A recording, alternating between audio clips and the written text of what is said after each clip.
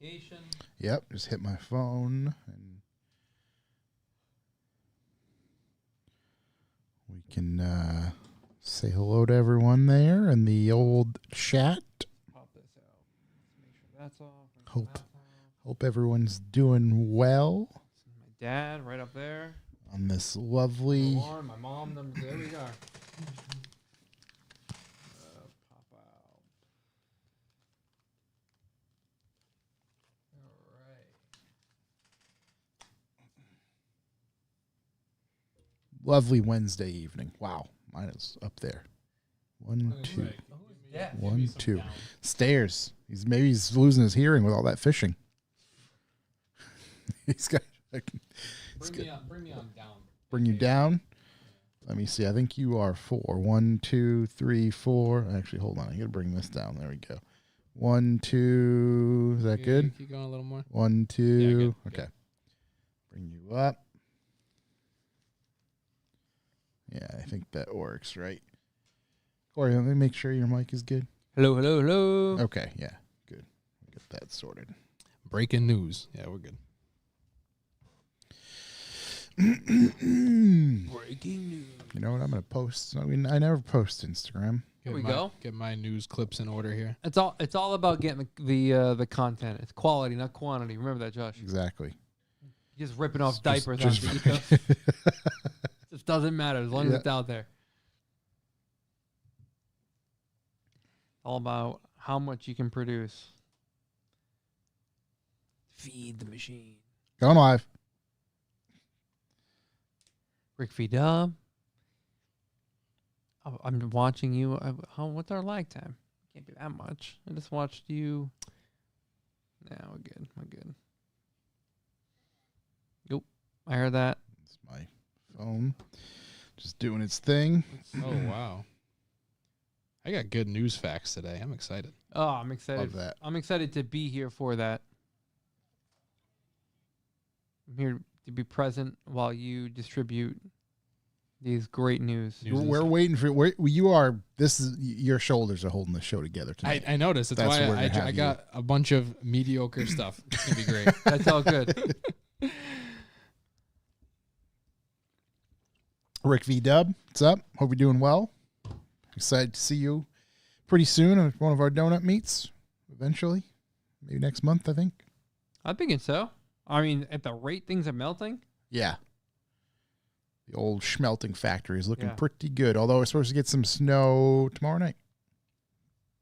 Supposedly. You're lying. That's what they're telling me. I don't know. Don't shoot the messenger. I see thunderstorm, 95%. Thunderstruck, baby. I'll take that. I hear a dyno. I do. I hear a dyno run happening right now. Is that what that is? That's what that was, yeah. Sounds like it's happening in the bathroom. It's been a couple good dyno runs in there. Good pulls today. Yeah, a couple good pulls. Everyone's had a good run in there. Just run 2 there. Oh yeah, all the streaks happening. Yeah, it's fucking solid in there. It's a good dyno. Good dyno in there. It's like when they do the dyno day where everybody goes and has a competition. You know, I miss those. Numbers. I miss those. Yeah, because it's never an actually fast car, which makes it way cooler. I mean, I'm not in that world, right? Maybe they happen more often in the quarter mile drag racing world. But I those dyno days were the best. Just go there, spend like 7 hours at the dyno watching people get their hearts broken. Just get their hearts absolutely torn from their body. The UMass Amherst yearly show used to have a portable dyno there. That was always fun to watch. Portable ones are great because they tend to blow everything up more often. Yeah. At least from the videos I've seen. Well, like super sketchy. Yeah. It's like you're just putting the car on a Recta set and then right. Here, portable dyno. Let's bring this roller up to like a Mustang kind. Like Mustang dyno, or like they come up in stages. I always see the trucks climb up them, and they're up like, I don't know, 5 or 6 feet off the ground. You know what? I know what you're talking about because I remember seeing that one built into like a trailer. Yeah. Pudva, what's up? Hope you're well. Someone's stock golf just lays a mean 180. 180. 5. 180, son. Those are big numbers. Yeah. Oh, my bad. The old Mustang dyno. He's got a Mustang dyno. I remember hearing that. All I remember hearing from Fall River was this dude named Melonhead who had a Mustang dyno or ran a Mustang dyno. But was it a Mustang dyno? Because that's like the brand back in the day, right? I think so, yeah. I'm pretty sure Mike's literally says Mustang dyno. I think you know does. what? It might. I could be wrong, but I think it does. Yeah. But that was the thing back then. Mustang dyno. Listen, I don't think I'll ever understand it. Makes a different power when you put it on the Miata dyno, I hear. On the Miata dyno? Yeah. What do you dyno your turd burglar at? Why, my new one? Yeah. For predictions, you're saying? Yeah, what do you think? It's whatever I want. All right, reality. we'll talk about it later. Amusement parks. Yeah, exactly. It was great. Everyone gathered round. Way too closely. Yeah, to be honest, Yeah. if you think about it. Safety, throw it right out the fucking window. Yeah, I mean, is it your local town amusement park if you're not wondering if the seatbelt will actually save your life? I mean, come on. Yeah. People standing 5 feet behind the rear tires of said dyno, just waiting for something to just come out full speed and decapitate. That'd make a sick TikTok. It's usually diesel trucks and they run away. Yeah, and they blow. That's the video I always think of. Yeah, that's exactly it. Shooting pistons to the fucking moon. It's like that Arrow game where they shoot it straight up in the sky and everyone has to try to run, but it's a piston. Piston and all other aluminium Mustang parts. dyno is lying about your size. He right. It's from the base. That's why. That's what everybody gets Measure confused. from the butt. Go from the crack. Right, Straight from the crevice. I make 200 from the beehole. 180 to the valve stems. Or no, it's just they just go by motor, not the wheel. You know, Yeah. Right. Yeah. At, That's the at equivalent. the flywheel. That's at the flywheel. flywheel. bolts. That's it. Right. Measure at the flywheel. I make 200 horsepower at my pilot bearing. To the 200 to the rear main seal. That's how many gallons of oil leaks out per month. But yeah. Corey, I think we're all sorted, right? I'm definitely good. Party? Yeah. Take this off before I knock it on the table all night. Getting chained up, son. Wild Steve, big shouts. And 3, 2, 1.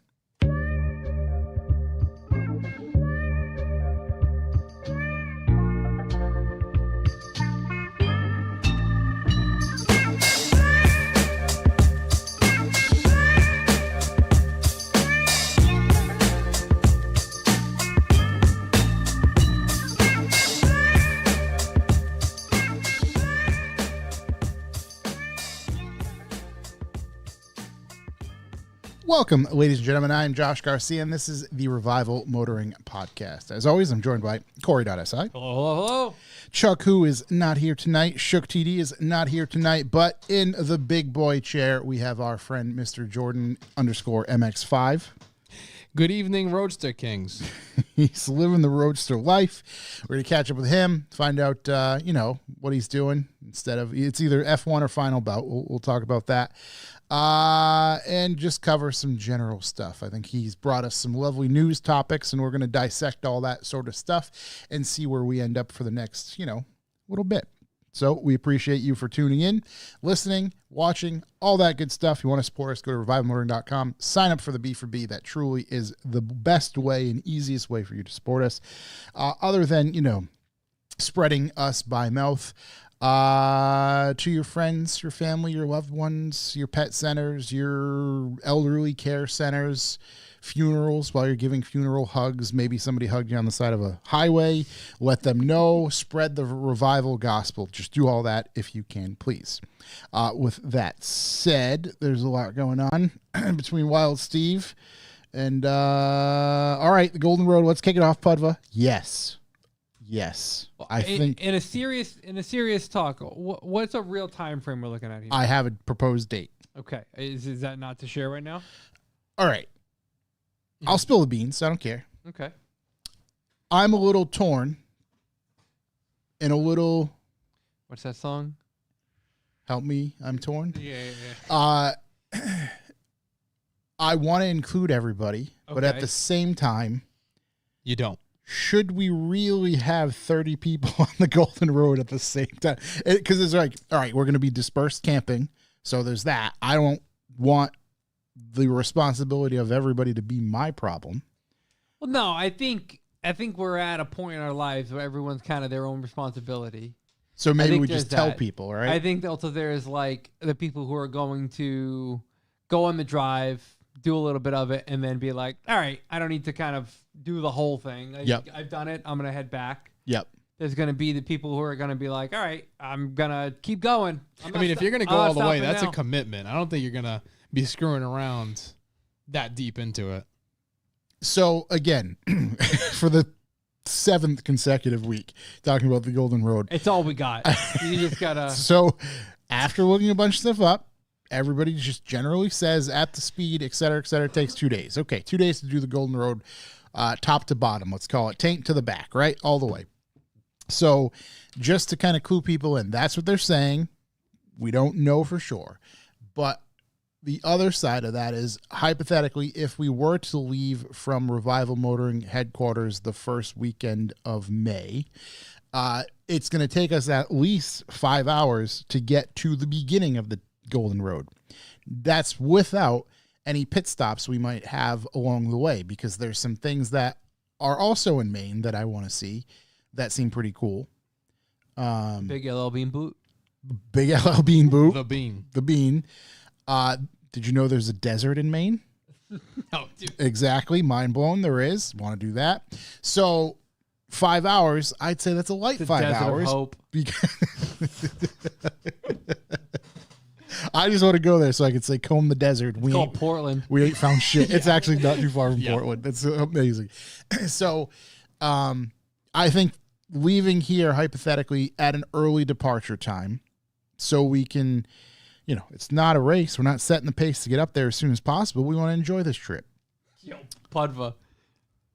We went with Memorial Day weekend. It was in the low 30s at night and snowed the week before. That's what I'm talking about. I fucking You're love gonna need this. that 0 degree sleeping bag. This you were is talking it. About. I already got it. I haven't purchased it yet, but I got lined up. Chuck said it's overkill, but it's not overkill when you have a sheet of ice on you. It's not overkill when you wake up with 2 inches of ice on top You of it. got the morning dew on your toes. Right, it's just frozen morning dew. There's going to be more developments next week. I got a cool little thing that's happening that I'm pretty psyched about. Cool. That's going to take place. So there's a thing for that. So like, kind of, we're at the pre-stages. Jesse and Buckley there. I was talking to them because they want to partake in this. So they were asking a bunch of questions, and we're just trying to figure out the best way to do this to, it is a private road. Everybody's going to have to pay to be on said road. There are a bunch of truckers. There's many different factors we have to think about. And like I said, I want to keep people safe if they want to partake, but at the same time, hey, here's what we're doing. It's on you. Come partake, but it's not, our responsibility, if you will. If you die, you die. A few things we want to sort out, right? It's just like, maybe that's it. I just kind of, that's the weekend we're targeting. That's what we're going to do. Come along or don't. Exactly. See how it shakes out. Are sporting goods allowed immediately? Yeah, I believe so. There's Little desk pot. rules and regulations, but again, if you pay attention to those things, there's some not flexibility. You just got to follow along. It's like Hunger Games where they light a shot off every time someone dies, so you know. So I don't have a flare gun yet. Maybe we get one. Every time someone taps out, it's just 21 gun salute real quick. So that's where we're at with that. But I want to have So I want to have people involved for sure. I'm thinking of leaving on a Friday. Leave Friday, get up there, etc. Spend the night, and then try to do. I don't know. You said it takes 2 days, but you immediately made it sound like it takes 3 days with your side activities. Basically, Yeah. Right, So you're gonna want to leave. So this maybe is the the thing. Thursday. Maybe we just give people longitude, latitude. Say, here's where we're going to be. Don't know what time we're going to be there, but if you stoke the fire, we'll show up. Yeah, if you want to make it back for church on Sunday, I recommend a Thursday evening departure. To say the least. Something like that. But yeah, that's where we're at with that. I might even just, although my weekends are shot, basically coming up. So, part of me wants to just fucking throw the sleeping bag in the back of the truck and just go. Just rip it. Just buy myself. Just go. You should turn your location on as you do. See what happens, and it is what it is. Like do the Instagram location, so that way everybody can see where you're at that moment. That's a good idea. That would have been good if they had that feature when you were going to Texas. I didn't know they had that. I think they added it recently. It's okay. So like it's where you legit. see people's notes. Yep. Your location will be displayed in that section. That's crazy. Yeah. But do you have to keep Instagram open the whole time, or like is it? I would imagine I'm sure it updates when you open it. Okay. Or not. I mean, yeah. The phone tracks you regardless. So. I was just say it's always watching. Yeah. I'm just looking at hotels close to the so Golden Road. Just when Josh turns in for the night, you can just go take his truck and you'll be all set. Done. No, dude, I'm gonna be in the back. You get stream sniped. I'm gonna be in the back sleeping, just like bouncing around, just like what is happening? You have the hatchet in the back though. You're I sure do. But you're locked in because you can't spin in the back. No, so the tonneau cover. Callbacks. The tonneau cover I'm looking to buy has a little. You just pull them down. You have the old school bus handles you pull and like. Yeah. It's got like one of those. Hatch. Yeah. Oh my god, it's a foxhole in the bed of your truck. Oh my god, Padva, you're in. He has Starlink and a tent heater. Fucking yes. Dude, this hotel is 20 minutes from the beginning of the Golden Road. That's good to know. Yeah, there you Truthfully. go. Hey, I found where I'll be camping. Perfect. It's so good. 5 minutes in, 20 You tell me minutes I'm only out. going to drive 20 minutes to the start. No way, I won't take 2 days then. Can I camp in the parking lot of the hotel? It's made. You can definitely do that. Disperse hotel parking lot camping, urban camping in If the parking not, lot. you can definitely park at the New England Outdoor Center. Yeah, it's perfect. Unreal. That's kind of where we're at with that. I'm going to be here. Let's see. I'll be here next week. Won't be here the following week. And then we get into April. So I think the intense planning will begin that weekend of April. Nice. And then we'll kind of go from there. We'll hopefully bring it all together. Like I said, maybe let see what I can know rent from like Hertz or something. Yeah, dead ass. anything you want. Why don't you just Dodge get Charger. the U-Haul truck with the fucking 5.0 in it? You'll be all set. They do it for takeovers. Why wouldn't you do it for a little rally? Little off-road rally. Yeah. I want something to be enjoyable. I like rent a Tahoe. Zero issues. Yeah. At least it'll be comfortable. Yeah. You should do it in like the most ridiculous car they have on the lot. A rented Tahoe. Like what if they had like a Chevy Bolt? Rented Tahoe just doing 70 on the Golden Road, just fucking, just the suspension hanging on the wheel for daylight. Just white knuckle the entire time. As long as you book the dentist appointment for that Monday, you'll be all set. Somehow turns a 2-day trip into a 45-minute drive. You mean this was it? I'm going back to the hotel for a swim. Yeah, but that's where we're at with that. So that was a good callback to start. Weekly Golden Road content. Yeah. What? If you'd like to leave a callback number, press 2. What else do we have for callbacks? Anything? What do you got? What's going on? I foam canned the truck today. That was nice. I got here a little early. Wanted to do that. Oh. Spritz off the salt off it. Just in time for it to rain and thunder tomorrow. Yep. Sick. Right. Wait, through so a bunch weather's of supposed to be puddles. bad tomorrow? It says Thunderbolt on my screen. Yeah, Man, tomorrow night I said can't catch a showers and that sort of shit. We had those nice days. I was busy. Now tomorrow I got some free time. Weather's supposed to be the toots. Come on. Yeah, cloudy skies, temps falling. Great. What well, all right. Good news, boys. It's your 0 degrees cuddle bags. It's cuddle weather. So, call back to you, Jordan. To me. The car, we're going to dive deep into it later. What is the most recent thing you've worked on? On my car, Yeah. I put gaffed intercooler piping on it so I can drive to Dustin so he can make nice intercooler piping. Nice. It's pretty Nice. sick. Okay, sweet. So we're gonna circle back to that in a little bit, and we're gonna dive deep into why you had to do something like that.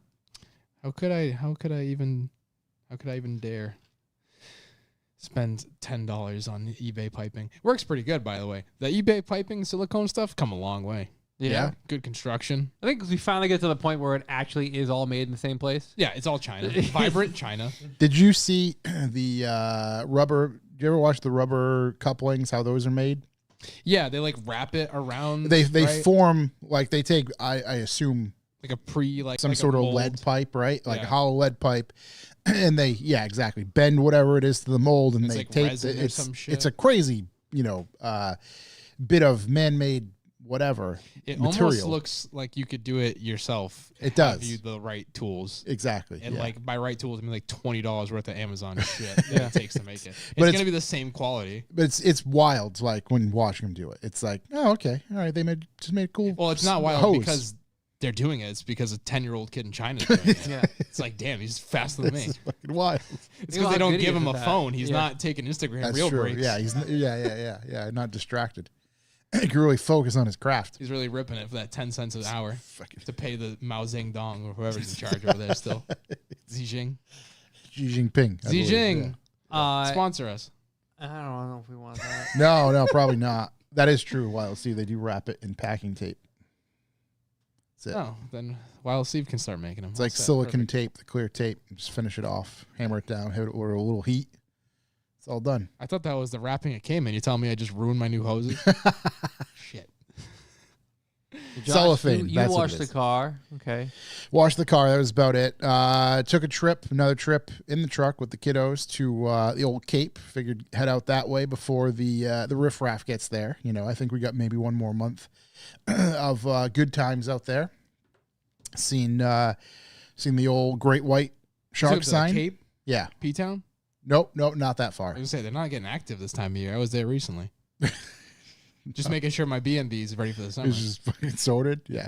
Stocking up on the old Just trying to see how many Miatas I can fit there this year so I can Diddy see if all squad. the guys can fit out there. Yeah, That's I all. get it. Yeah, fair. No, where the hell did we go? Nauset Beach? Oh, wow. So you went pretty far Yeah, then. it's Yeah, I pretty was gonna say, far. You're not Yeah, it far was- away it from was- where I'm It staying. was Yeah, decent. you went pretty Decent ride. far. About an hour-ish in, hour and 20 in. Yeah. You see any seals? No seals. I mean, you were single lane. Yeah, we were single lane. Yep, got there. I forgot what the hell exit it was, but we took a nice little hike over there, or went to this other Fort Hill, I think, Fort Hall, whatever it is, Yep. and then Nauset Beach to go check out the old Cape Cod light. What is it called? Lighthouse from the Cape Cod ships. Didn't realize that until I was there. wonder if Is you it could've really? I wonder the off-road. It's not ready yet. I've looked. So there's one in Provincetown. Yeah. I forgot what the name of the beach is. I know it. Off the It's top of my on the, like I have it listed. Point. Race Point, right? So, I think it said like end of March or April is when it opens to I don't know, September or something like that. Yeah. Is what it said. That's 100% I was on the just list. curious Like if I you- want to do if that. you could have gotten on the one in Nauset now off season because there's no one there checking, but you would have had to seriously like air down. Yep. To get out. Yeah, there. dude. Because we were on Nauset Beach, I had to fucking air down my knees just to walk on that shit. It was crawling. dude. It was, Put there it was 4 low. There were some parts where I'm like, oh motherfucker, this is my calves getting a workout. But yeah, there was some. You know, if you get close to the water, that's really dangerous, and the giant waves that'll rip you right in and kill you. Yeah. So you get close and it firms up a little bit. So I was trying to walk over there, but at the same time, you get too close, you're in the water, and next thing you know, sharks eating me. So the further out you go away from the water, that's when it got all sandy. There was a fucking cooler beached on the beach, dude. Wait, so you knew that lighthouse was there? Cape Cod Ship Lighthouse? No, I was knew. going to say, missed opportunity to bring the bag there. And take a I picture did. in Yeah, front I of had it. no idea. So I knew Nauset Beach was there, but I've never really paid attention to the lighthouse before. And then I'm like, oh shit, that's cool, lighthouse. And I look at it on the Googles, and of course, there's 35,000 people holding a Cape Cod Oh, ship so you back. would have just been another statistic. I would have been okay, another so never person. mind, forget yeah, it. yeah. We So don't need to I add seen to it the put two pile. and two together. I'm like, those sons of bitches. That's Yeah. where they get it. Mm. Yeah. So It's a real place. if you're ever out here on the East Coast looking for something to do, I highly recommend not doing this during the summer. Corey can speak to that as far as the best time to enter and or leave said Cape traffic. But if you're here off season, let's call it, highly recommend doing that drive on Route 6 and then maybe even taking the old Route 6A, I believe it is, on the old Cape Cod and seeing everything they got to offer there, because it is pretty cool. Yeah, it's cool to see. And you look across that bay, the old jolly old England's over there. How do you think you could see that? That's what I was telling Emily. I'm Now with like, those you glasses. see see England over there? What? Yeah. Especially you. I mean, you're on Outer Cape. You're just in the middle of the ocean. Yeah. There's not much to offer. That's why the sharks are there. You're telling me the world's not flat and I can't see England from there? Lying bastard. So yeah, highly recommend. I think all I did was. Oh, you know what? No, I did actually. Well, Steve, his name just reminded me. Yeah. I bought the Greddy quick release. Yes. So they did a Works Bell Greddy quick release collab. Yep. With blue, like anodized blue. Very nice. So I bought that. Where'd you get it from? Mr. Wild Steve. Oh, okay. This was a while ago. The source himself. Okay. A while ago, and I just had it in a box. So got that on there. I got the short boss from Works. No, from who? From Works Bell as well. Mm-hmm. Bolted all that up, put all together, put the steering wheel on. I got the new shift knob on. I went out of my way to find. Everyone wants to get like the RSX Type S or whatever shift knob. It looks like a teardrop, but it's a 6-speed and it's got the red text. I'm like, well, my car's a 5-speed and I don't want red. Mm-hmm. So I found out if you get a base model Acura, it had that shift knob, 5-speed, black text. There No hardness to find one. Probably because they probably didn't make many. Yeah, it's no one. So I found a new one, bought that, put that in, and I put the car in the driveway, let it run for a little while the other day. Listened to her, looked at her, purred, smelled her, yep, sniffed it, missed her. What? Put it back in the garage. Did we ever come up with a long-term solution for the slave cylinder overheating and all that sort of stuff? Honestly, TBD still. I flushed all the fluid with a very, very nice fluid. Mm-hmm. So instead of whatever off the shelf generic brake fluid that was in there, using like a .5, so it's like very high temp. Flushed all that out, thoroughly, like twice over. Yep. And then it was good for a long time until that one. Oh, at Beast Coast, Beast Coast, where I almost drove right into the back of you and Chuck. Yep. Sick. Yep. Yeah. So I don't know. Talking about steering wheels, the pretty coolest. Like, I did a little success giggle laugh when I did it. In my 4Runner, I put a steering wheel because it has a mammoth, like almost 400 millimeter steering wheel from factory. That's not gonna do. So I put a Momo in it, just like the one you have. Yeah.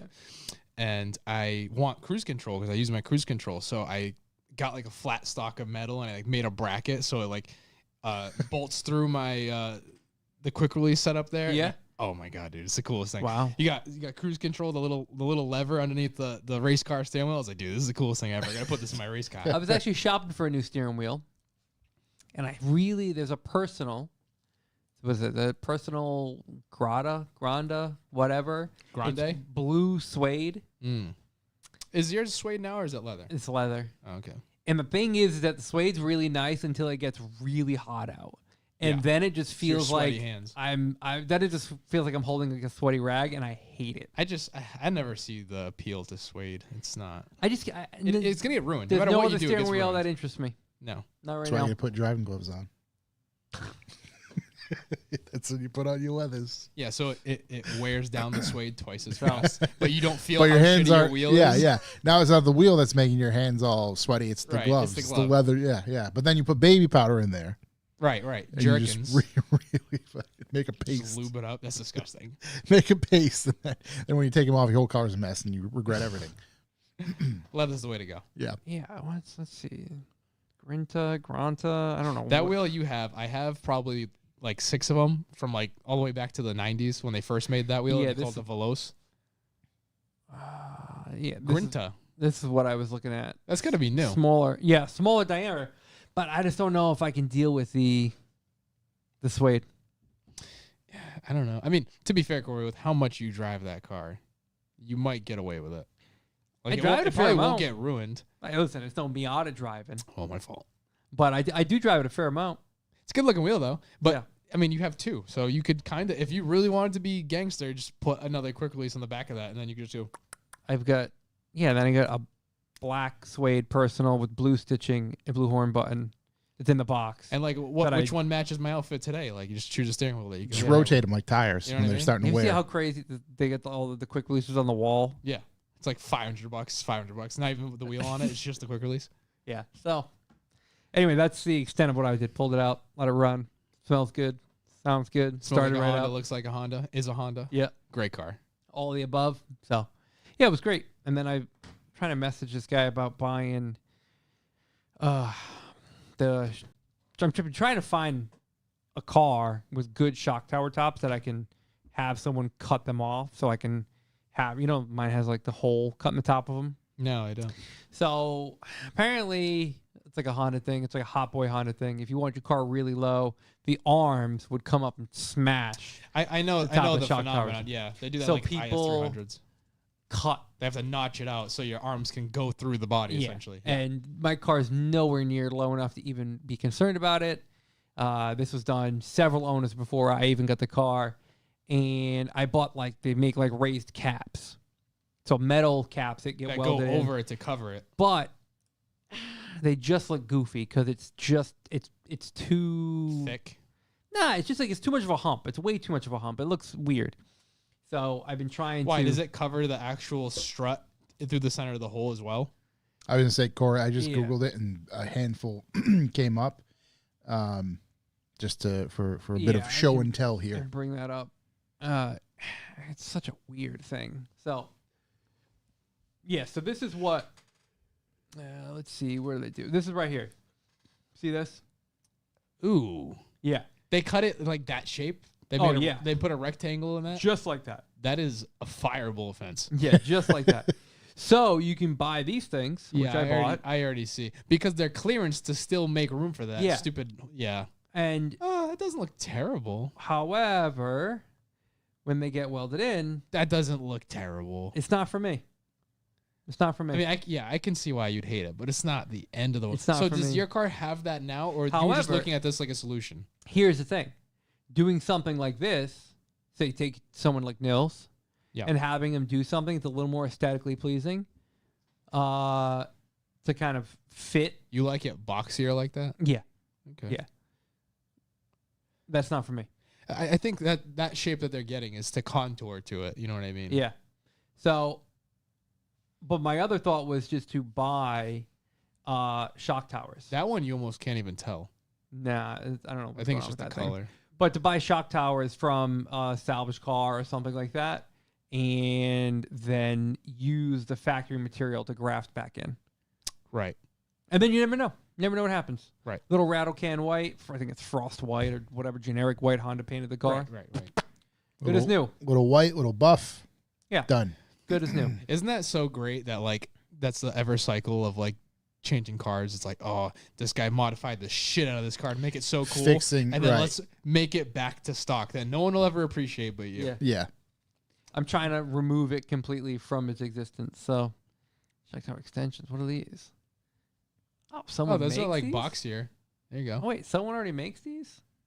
Oh, You don't think hold that on. you don't think anybody ever seen that and said, nah, no shot, I'm not putting that Sit weird under shape on. stock, sold sets 125.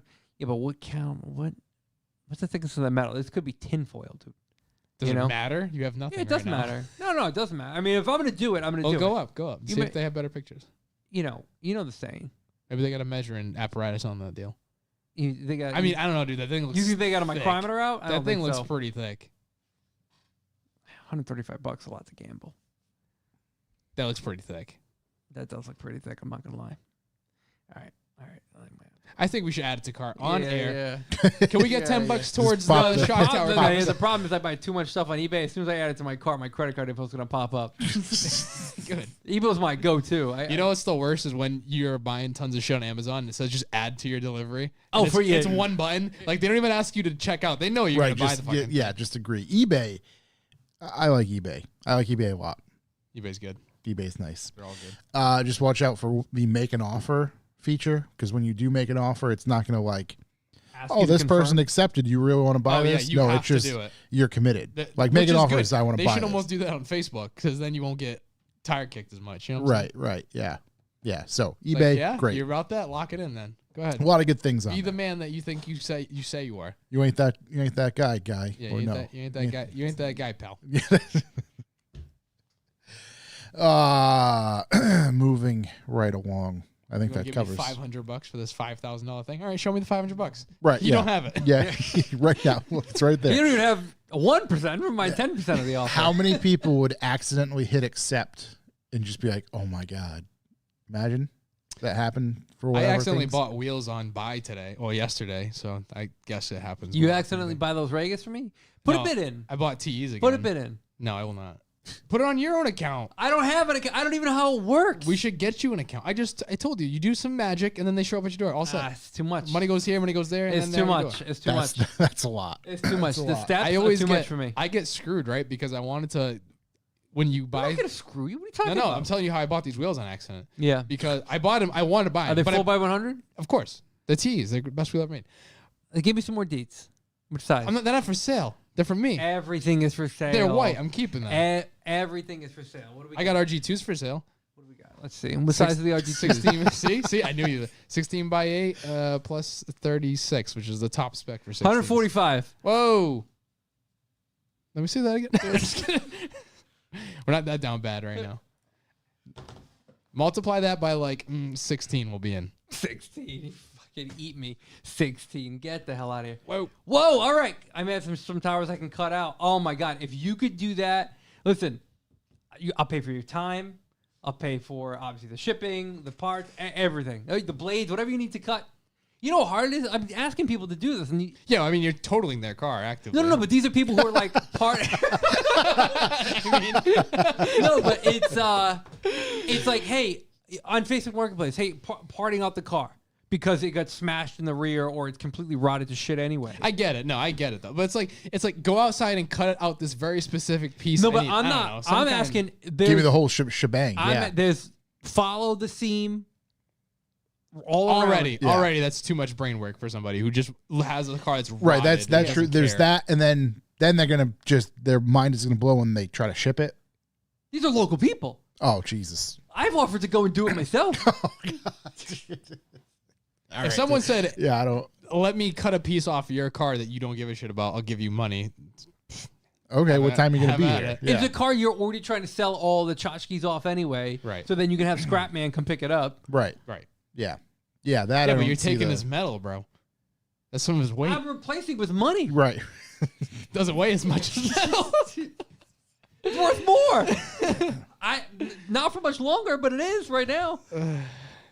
Anyway, what's up with the RG2s? What size are they? I just told you. I wasn't listening. Did that money multiply?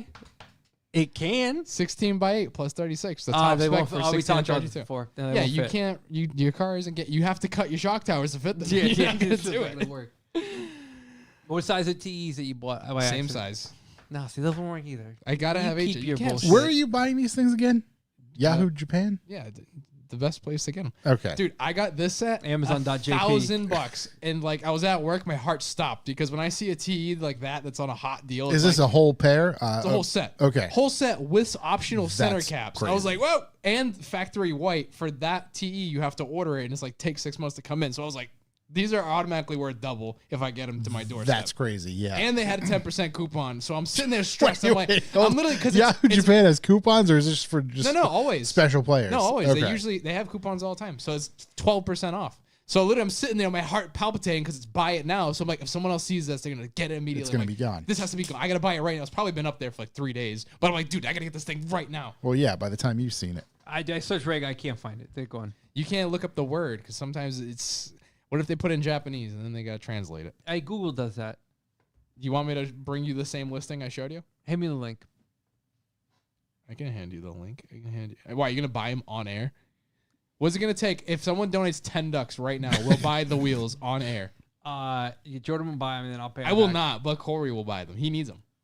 They have tires. Shout out Shiba Tire. Who in here knows about Shiba Tire? Shiba Tire. Shiba Tire. Shiba Tire is really good.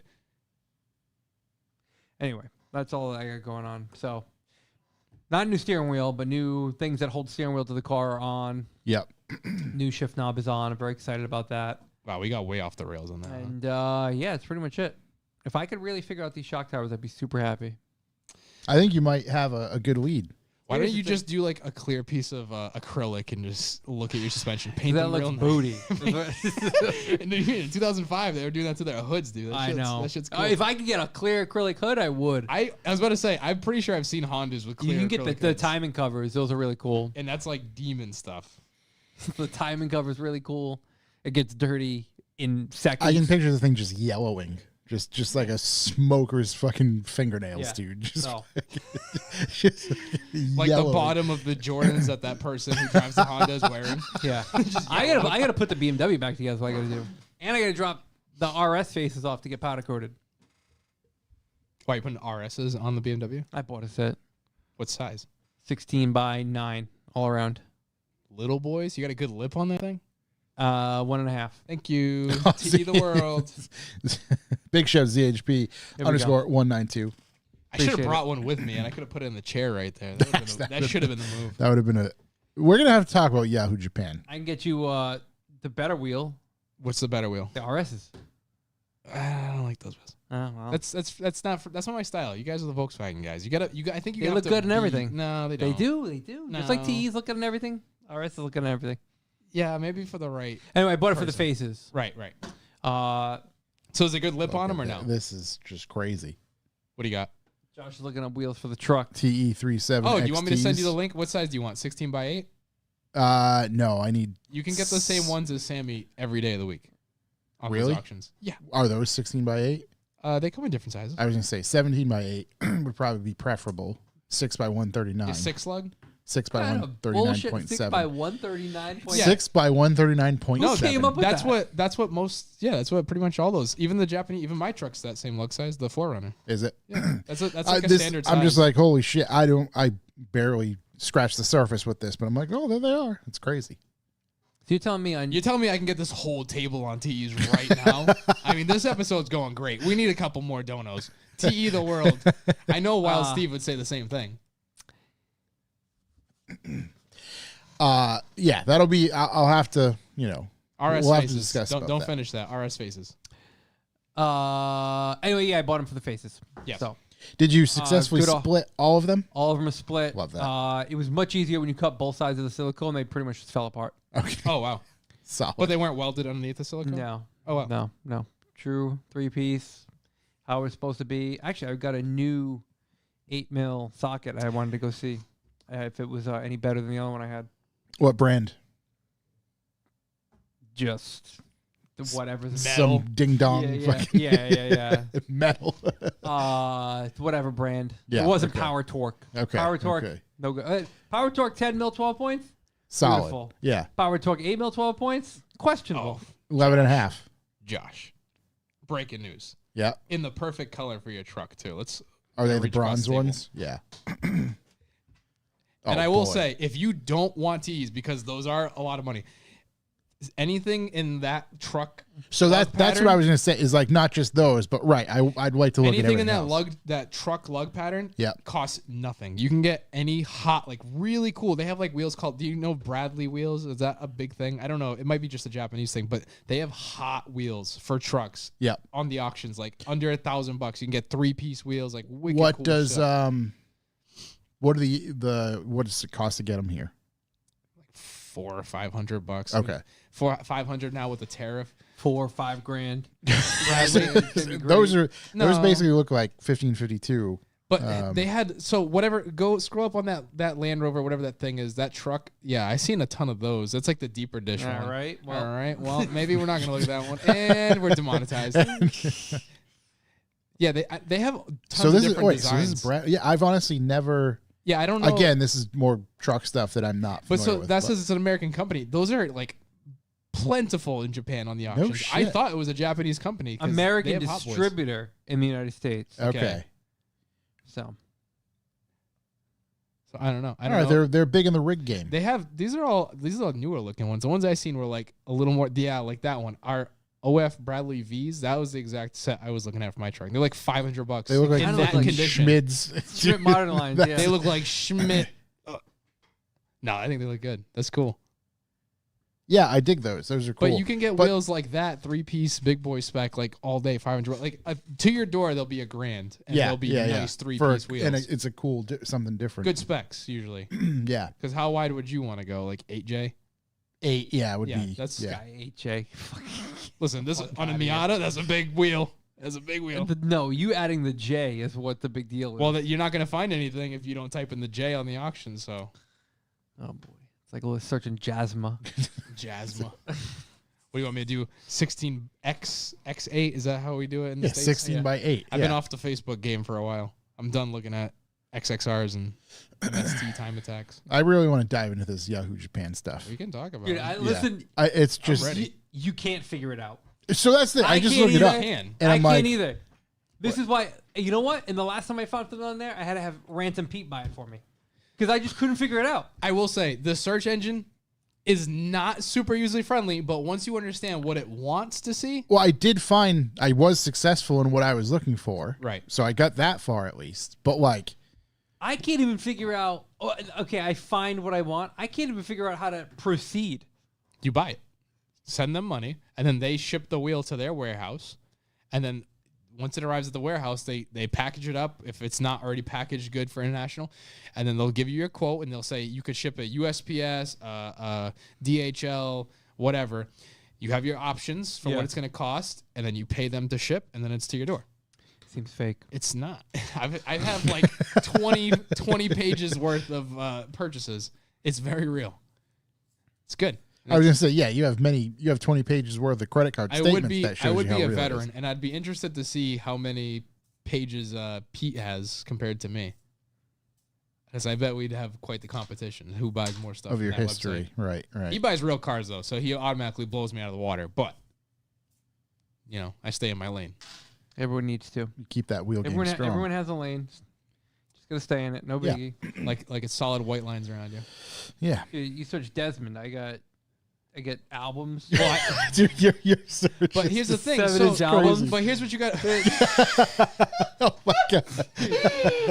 The Creole record. We should buy this right now. Original reggae, dude. Original reggae. Desmond I bet that fucking The OG? slaps. Israelite. If we should buy one of these and throw one of the songs for the intro. Dude, it's $13. You cannot bid on this at.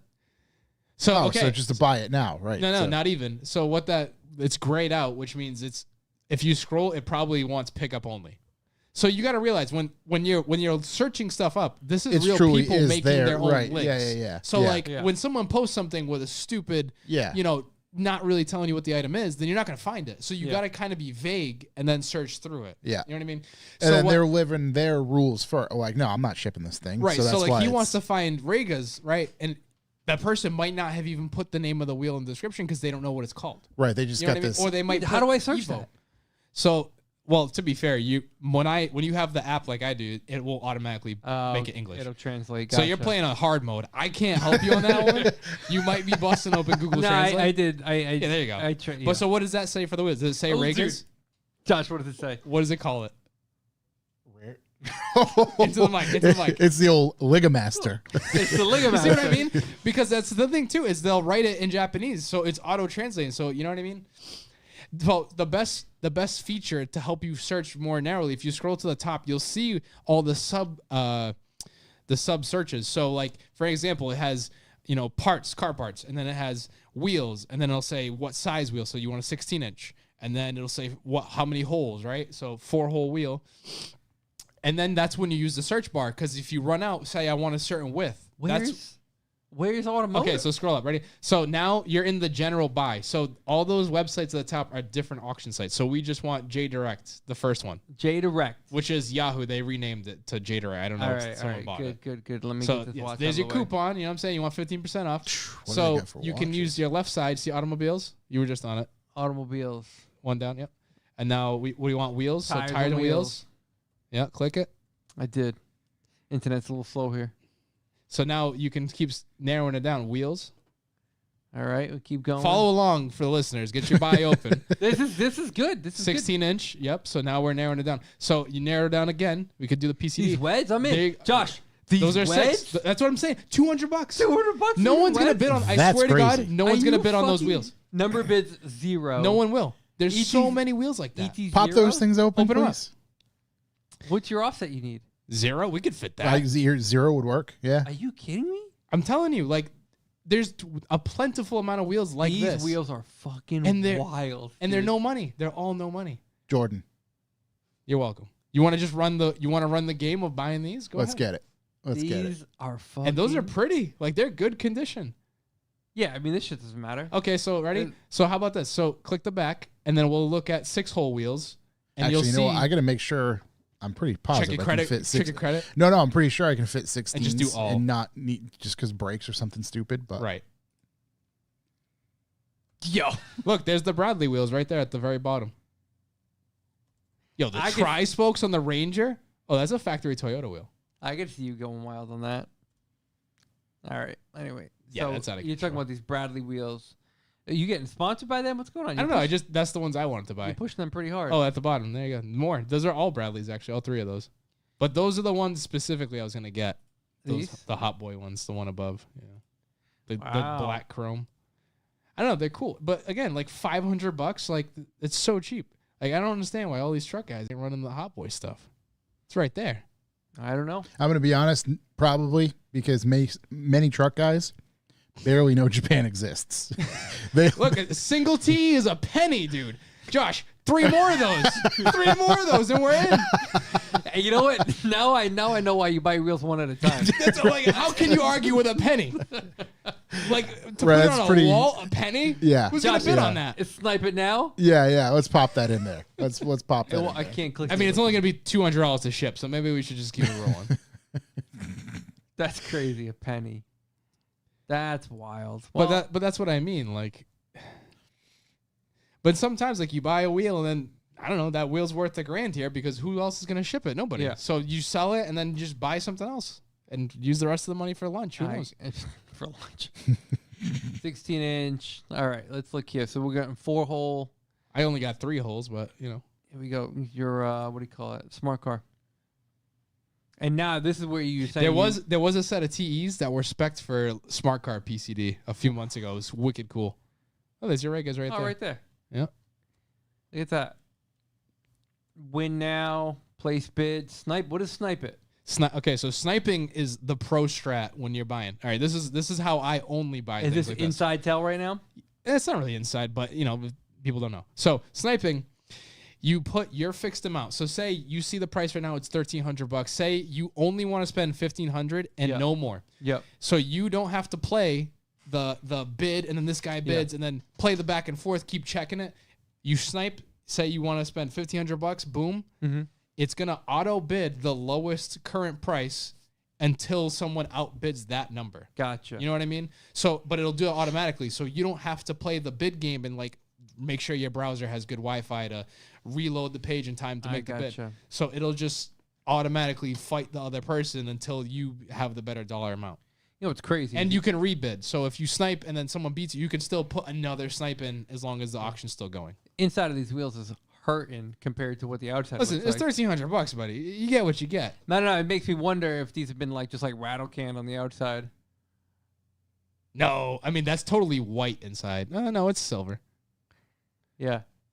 Anyway, I mean that's cool. Kurova, Russian wheels. Love to see it. Hey, there we are.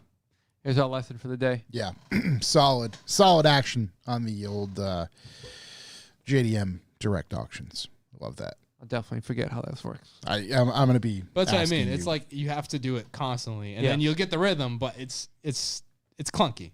It's made by some old Japanese guy, probably. Who knows? Well, yeah, it's not made for big. It's not made for guys trying to scalp TEs for $0. Yeah.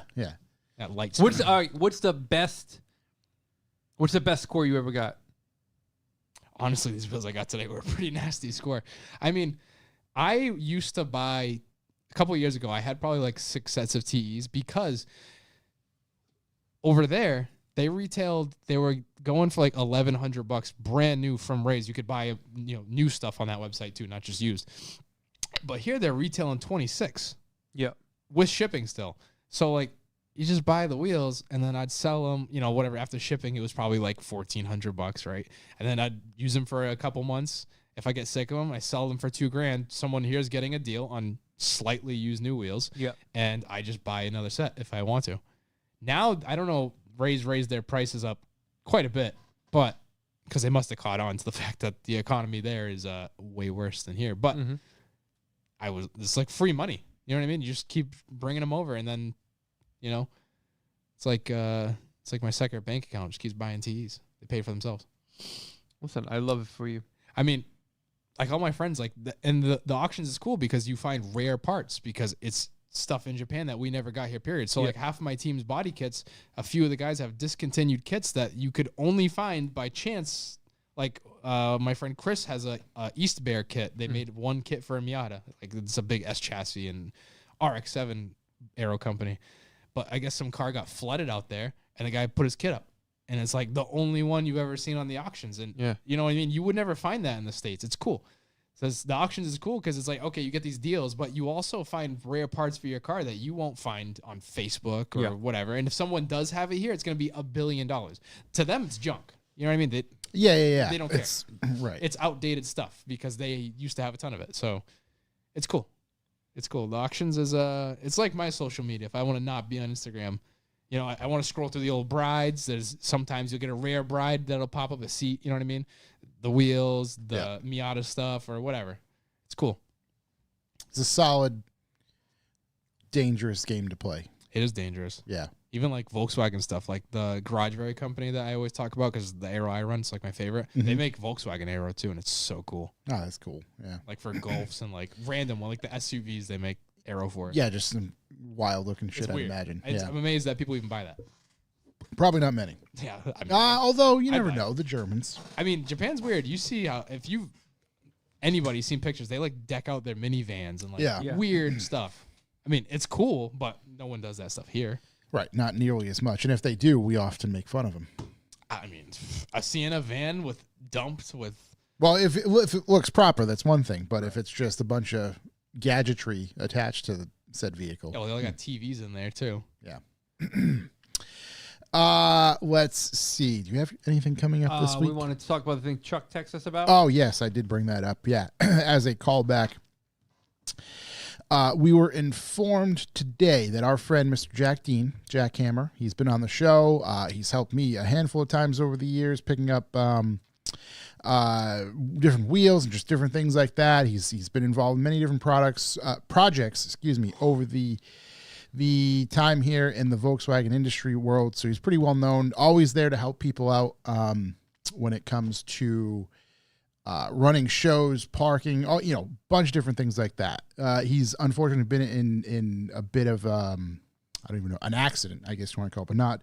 Yeah, doesn't I seem. think it's really the only way to describe it. Yeah, it doesn't seem like a car accident, but an accident nonetheless. I don't want to get into too many details and kind of share that info on the personal side of things, but we just wanted to bring this up and just wish him well.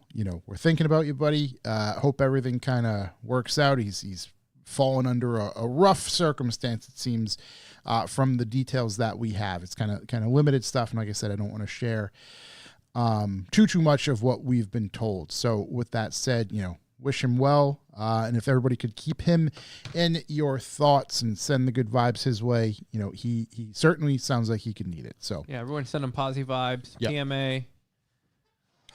Yeah, so I wanted to hit on that real quick as well. And thank you, Chuck, for letting us know about that, too. So with that said, do we have anything coming up this week? I think we're still... Is Lock City's this month, right? That's this weekend. It is this weekend. Right? Holy shit. It's the 14th, I believe. Yeah, I so believe this it weekend. is. Wow. Holy crap. All right.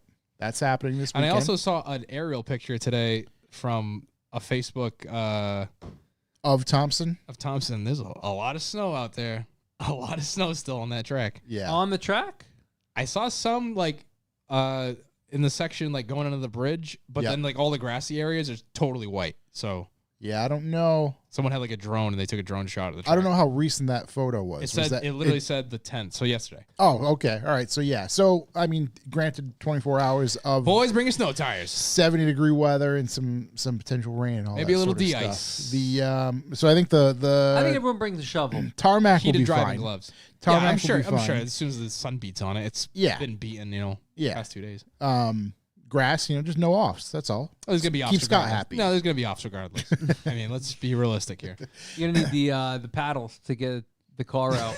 The traction boards. The traction boards, dude. Put the traction board on the spoiler. Speaking of traction boards, I don't want to, speak his story there, but because it's gonna be all bullshit. So our counterpart, our fourth wheel there, Shook, got himself stuck this past weekend. And he talked all the shit about the traction boards, and then I guess someone came along with traction boards and got him out. That's crazy. There's going to be more to the story, I'm sure, and he will tell it. I only know the little bits and pieces in the photo that he sent. He was stuck, let's say, a mere 10 yards away from pavement. It was like maybe 8 feet. He could see it. He was a minor inconvenience away. He could see it right there. Just the taste of freedom, I'm sure, was, oh so sweet if he could get there. But he, thankfully, someone came along, gave him some help, and he got out. But he was in fact stuck. No, I don't think so. No, Sammy didn't go with him. I think it was just a passerby. Oh, so sheer luck. Yeah. That was God's way saying of, listen. It was God's plan. Yeah. Keep talking shit. I'll help you this time. He said, it's a sign. It was a sign, and his girlfriend immediately ordered. Buddy, we're right there. You tell me he couldn't have walked in the woods and grab a plank? Like, how long was he out there struggling? I know he's mad stubborn, too, to just be ramming it in reverse and drive. I know he is. He wouldn't just walk into the woods for 5 seconds and grab a branch. I'm fucking getting it out. Well, no, there wasn't any branches. I scared the whole forest, and then I just... That's true. Yeah. I'm getting my comeuppance right now from every time he sucks shit. So I'm sure we'll hear more about that story at some point. He was out there wheeling, birding, doing all those things. I mean, speaking of, so hold on. So Lock City's this weekend. So let's see what the temperature. Good call. Yeah. Thompson. Temperature report, weather report coming up for this weekend from Thompson Motor Speedway is your premier Lotus King Roadster weather king here. Bracketing a brand new forecast. And today we have lows of 25, highly cloudy conditions on Sunday. 44s, and same on Saturday. You might get blown away if you have a lot of Big Arrow Origin Lab ugly kits. It looks like there's going to be winds of approximately 10 miles per hour, so the paddock will be, in fact, blowing. It'll be brisk. Your turbos, gassed. Everything else, not quite. Yeah. So, and Thompson's notoriously windy, so it's gonna be a cold one. It's very much a valley over there. So that's happening this weekend. Go partake, go watch, spectate, do all that. Support Lock City as always. Any other deep thoughts before we get into the old B for B? Yeah, I mean, I got nothing. Okay. We're right on the cusp. I only got my banging news. That's it. All right. So we'll do B for B real quick. What does B for B stand for? That is Bucks for the Boys. Bucks for the Boys is how we keep the lights on in this here studio and keep the shows running here at Revival Motoring and revivalmotoring.com. So if you want to support that, support our donut meets, different things like that, go to our website, hit up the B for B, jump on the subscription. It really, really helps us out. We understand it's an economic sad time. The times keep getting sadder. The missiles keep flying. Economics keep getting worse. Right. We can just watch all of our tax dollars just blow up. Just blow up. Just fucking rootin' tootin' out there. As you lose the inspection sticker for your car not having a catalytic. Right. Or just lose your fucking whole wheel and tire package because your streets just got plowed and now there's just potholes that are sucking up cars everywhere you go. So the times keep a coming. Hey, we're here. As long as the power's here, we're going to keep fucking spitting on these microphones every week. So we're going to keep this going, but we need your help to do so. So you can help us out at revivalmotoring.com/B4B. Sign up for the Bucks for the Boys. Hey, look, we understand times are tough. If you can't do that, well, we appreciate your help by spreading us by mouth, telling everybody you know about us, suggesting the podcast. Somebody told me they played it on an airplane once. We're asked to turn it off. Play it for your Uber driver. Play it at dinner. Whatever you got to do. Thanksgiving's not for a while, but you can play it there as well. So just keep helping spread the Revival word because we appreciate that. You want to support them? Get some EG shock towers. That's what we need immediately. Stat. That's gonna push the channel to new leaps and bounds. I mean, I'm gonna buy the cheapest 3-inch mattress I can put in the back of my truck. I'm sleeping in the woods, people. That's what I'm doing. I'm sleeping in the fucking woods. No, I'm gonna be just fine. So lost my train of thought. Are you Sorry. in bear country up there? I am. That honestly, biggest fear, the bears. Nice. I'm getting bear spray. You're gonna mace yourself. No, that's so I can fucking blind myself as I'm being eaten.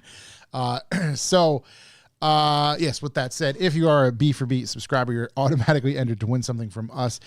Each and every month, one person will win. We pick that person at random through the spinning wheel of happiness. Last week was Ethan Campbell. I got to reach out to you still. I apologize if I've not done so.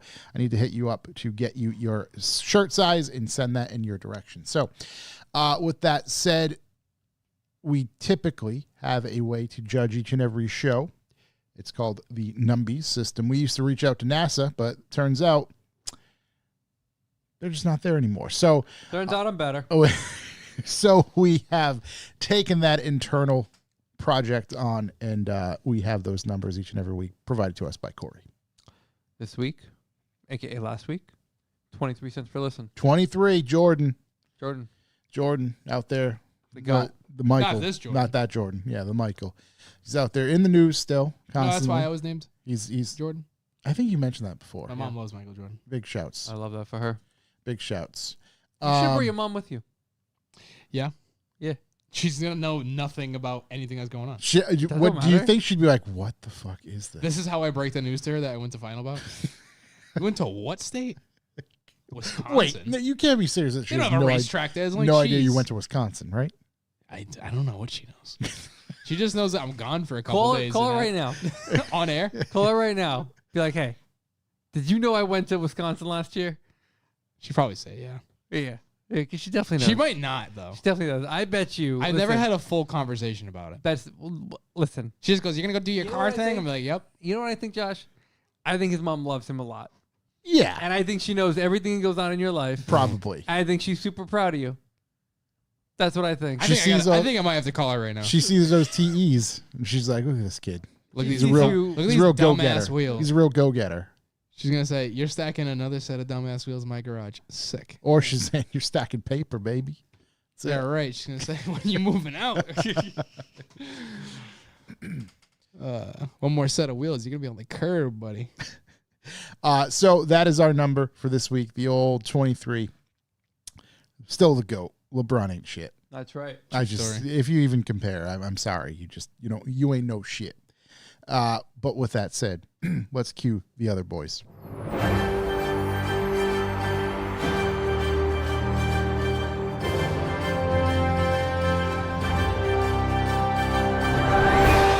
News. Volkswagen Group has 20 new models Volkswagen Group has 20 new models coming in 2026. I don't give a shit about any of them. How many? 20.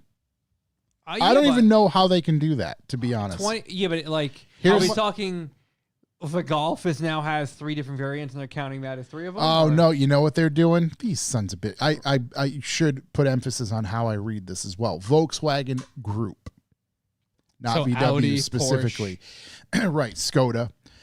So here we go with this list, and hopefully this is pretty accurate. But let's see. Looks like it's going to be a Cupra Ravel, a Skoda Epiz, Volkswagen ID Polo, Volkswagen ID Cross. So they're making their own Supra? Is that what you said? A Cupra? No. Cupra Raval. Seat Cupra. Raval. I'm assuming that's Seat Cupra. Seat Cupra was a cool car. Sounds like a Rep Supra.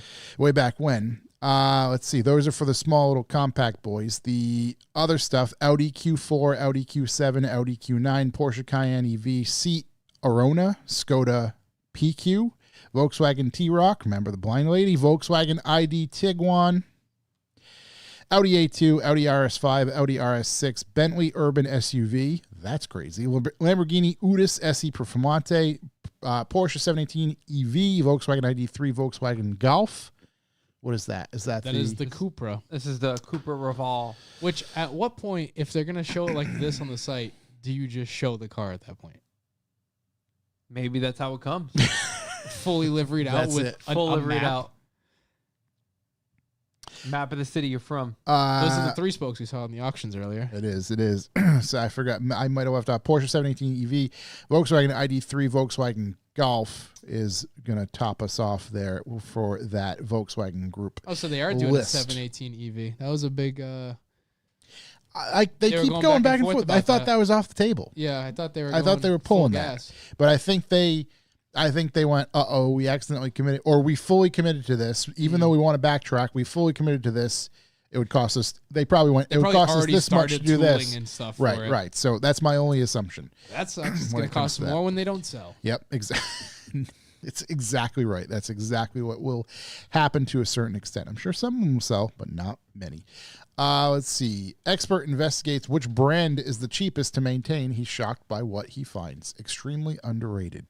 So I wanted to see how did the brands stack up. Coke says Toyota landed in 5th spot. Interesting. Honda followed in 4th. Nissan took 3rd. Yeah, because they don't maintain them. It's just to run them into the ground. Subaru came in 2nd, leaving Mazda at the top of the list. Really? I've been trying to explain this to people for so long. They're so good. They're sneakily good cars. No one believes it. You know, it's interesting. My mom has a Mazda CX-50. Yes. A 5? The smallest SUV. No. Or no, the CX-5 is the smallest. The 50 is... yeah. Great. Wonderful. They're wonderful. Yeah. You say that. My mom was just talking to me because she had to bring her Jeep back for another recall because apparently they want to blow up and catch on fire. Is this the hybrid EV? The Grand Cherokee HEV, whatever. Yeah. There are no. We have one at work currently. Nope. It was assigned to me for a while. Yes, I remember. Yeah. We brought that back in again because stuff changed at work. So we brought that back in, got a detail, got it serviced, all that sort of stuff. Issued it. It was issued for about 2 weeks. Mm-hmm. Check engine light came on. Brought the vehicle to the Stellantis dealership. And they're like, oh, yeah, there's a recall. We can't even let this thing leave because we need to replace the entire battery pack. That's insane. It's been there for about a month and a half now. Battery pack? Let me ask. Hold on. I need to segue a question, right? Because I've been telling her that I'm terrified of this car. You should be. Because it literally makes a frequency noise. All the time it's parked to shut off for hours until it turns on again.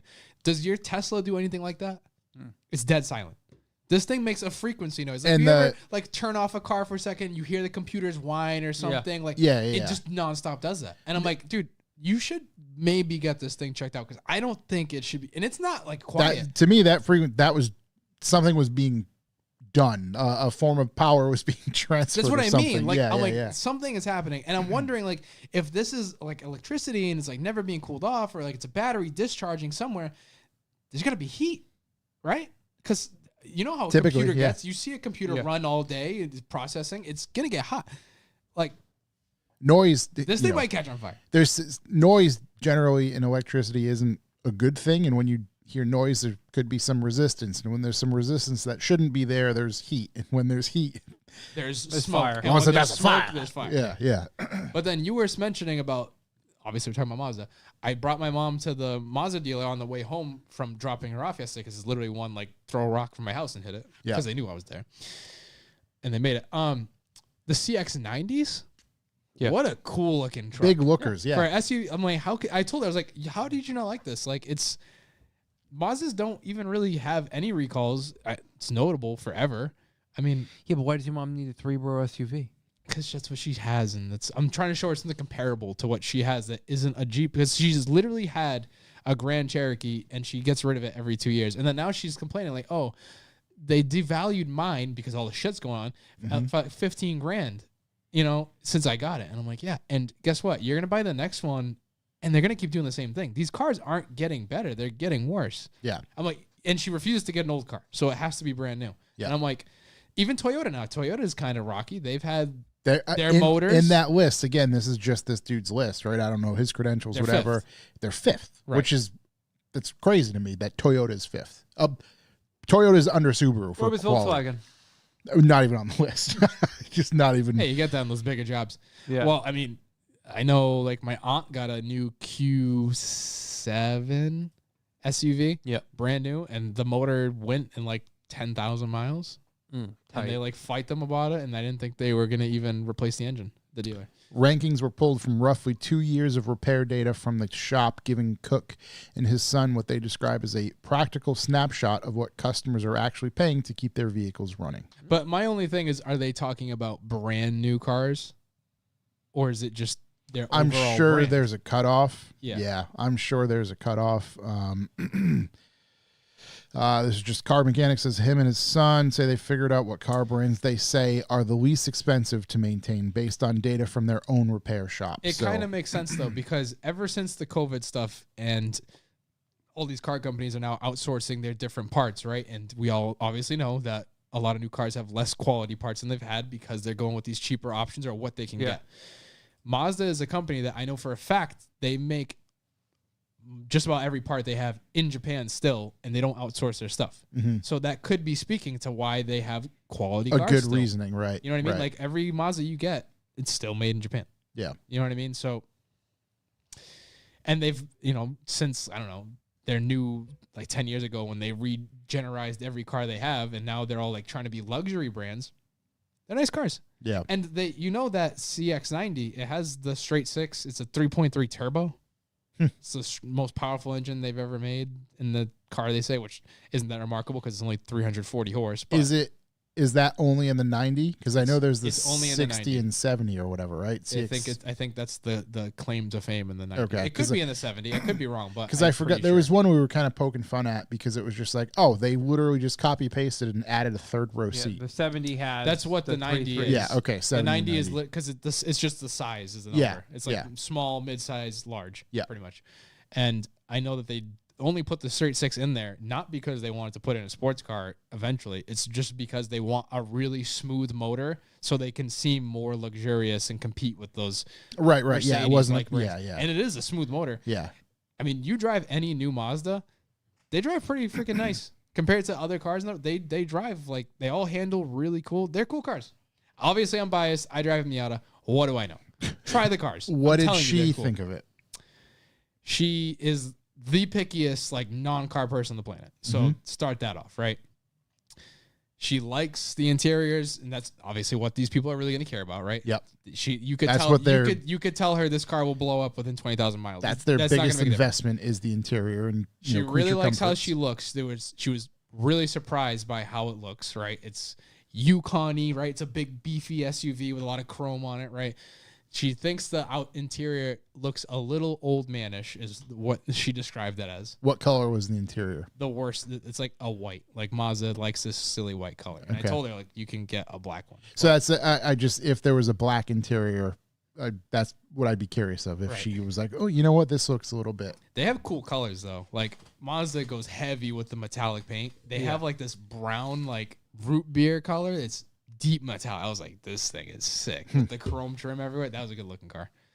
She liked it. She said she'd be willing to go try and drive one. And I was surprised to see her when she got home later that day. She was actually online looking at them and prices and whatnot. So right, that's it. And I made was an trying impression. to tell her, I was like, what you get with those cars, like her Jeep is like what, a $60,000 for her option is like $68,000.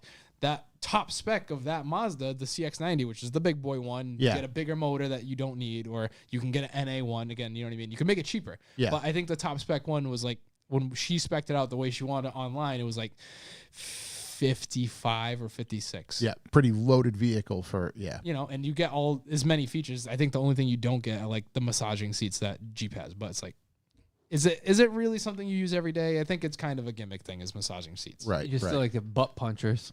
Yeah, you just you have it on one mode and it's just butt only.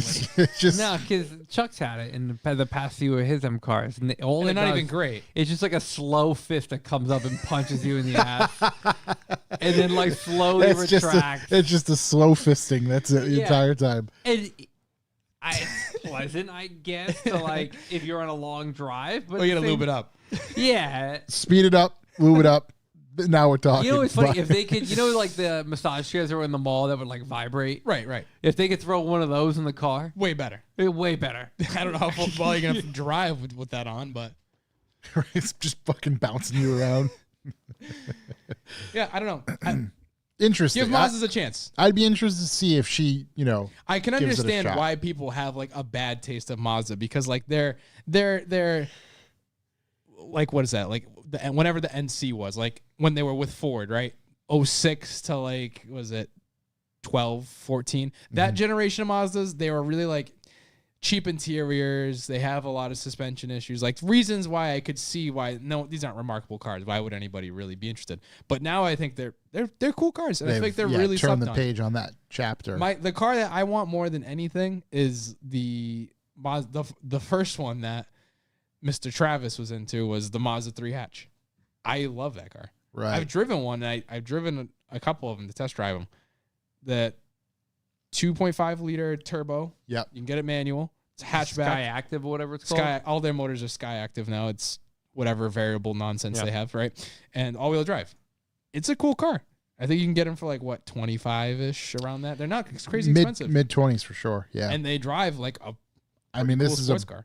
brand new one, 2026, 2.5S Mazda 3 hatch for 27. Yeah. Is that the fully loaded one too? I don't even know what. I just assume if they're called anything differently. 2.5S Select Sport. Yeah, so it's probably the good this one. Does that one say all-wheel drive? Does it say it?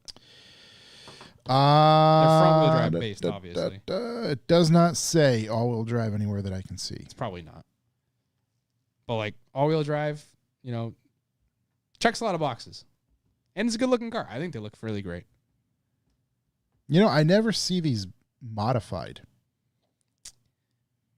Yeah, I can't say I've ever seen one. I've seen them dumped. I've seen lowered ones. Okay. I've seen a lot of lowered ones. There's actually a lowered one near my house, now that I think of it, a red one. I don't know. They're cool. I'd be interested to see. I'd throw it on track for one time just to throw wheels put on it in a wall. Just to do it. just to total my car that I owe money on. I'd whip that shit. I don't know where we're going from that. Yeah. Volkswagen new models. Oh yeah, all the new models Mazda from VW.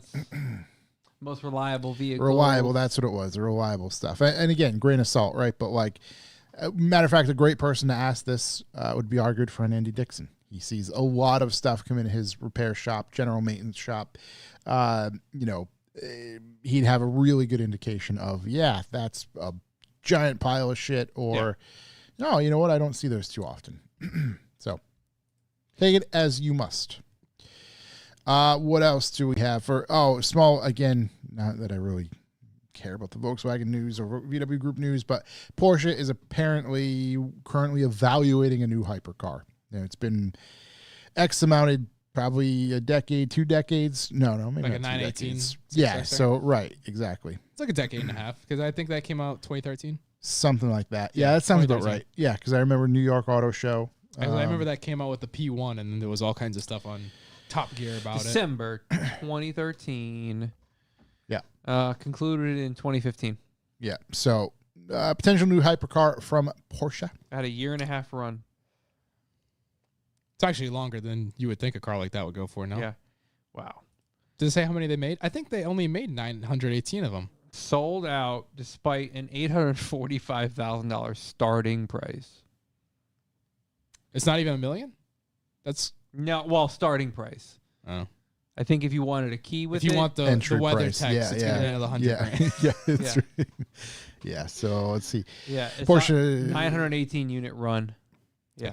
Porsche now going through the process of considering a new hypercar. It will probably be quite some time before it hits the streets. Maybe we'll see some prototypes running around the next year or two, but it would not wager we will see the new Porsche before 2030. It's probably going to be an EV. Maybe, though, hopefully not. The company will even wait until the 50th anniversary of the 959's unveiling in 1983. Blah, blah, blah, blah, blah, blah, blah. One thing is for it'll need at least, that's just an opinion piece on that. So they're working on it or thinking about something, let's say, at the very least. So they're doing nothing.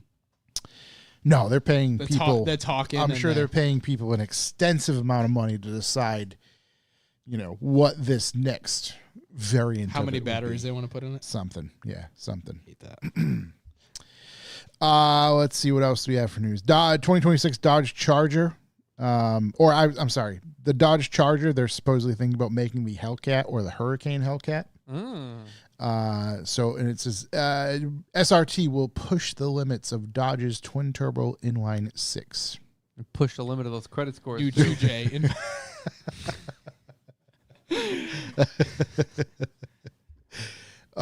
So yeah, that's that. That's all I really care to share about that particular one. Can't wait to see someone hit the quarter panel of that thing. Oh my God. Right. Dude, there was one. I don't go searching for these videos, but they get shared with me. There was some dude just got fucking belted. Belted by the side, dude. by the rear quarter panel. Oh, he was pantsed. I mean, his not like. It's always fun when they get trapped under the car. Oh yeah, dude. They have a lot of time to reconsider their entire life. Right there under those wheels. It somehow shot this lad. Let's call him. I don't know. I'd say 25, 30 feet from That's impact. a field goal. Dude, it's like throwing a football. That's a complete pass. It's first out. It's like first out, dude. First and 10. Unbelievable. That's a fucking first down pass over the middle. Yeah. 0 to dented quarter panel in 3.2 seconds.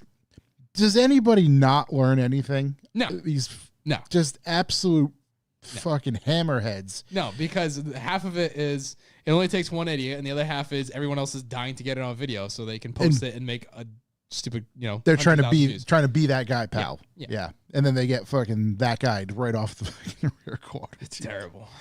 But It's a shame because honestly, I haven't gotten many of those in my feed because it's wintertime. It's dying down. It ain't the season for it. Oh, it's not around here. No. These in are LA all where it's Oh, they're all over the I know, place. I'm Yeah. cracking. Yeah. They're fucking.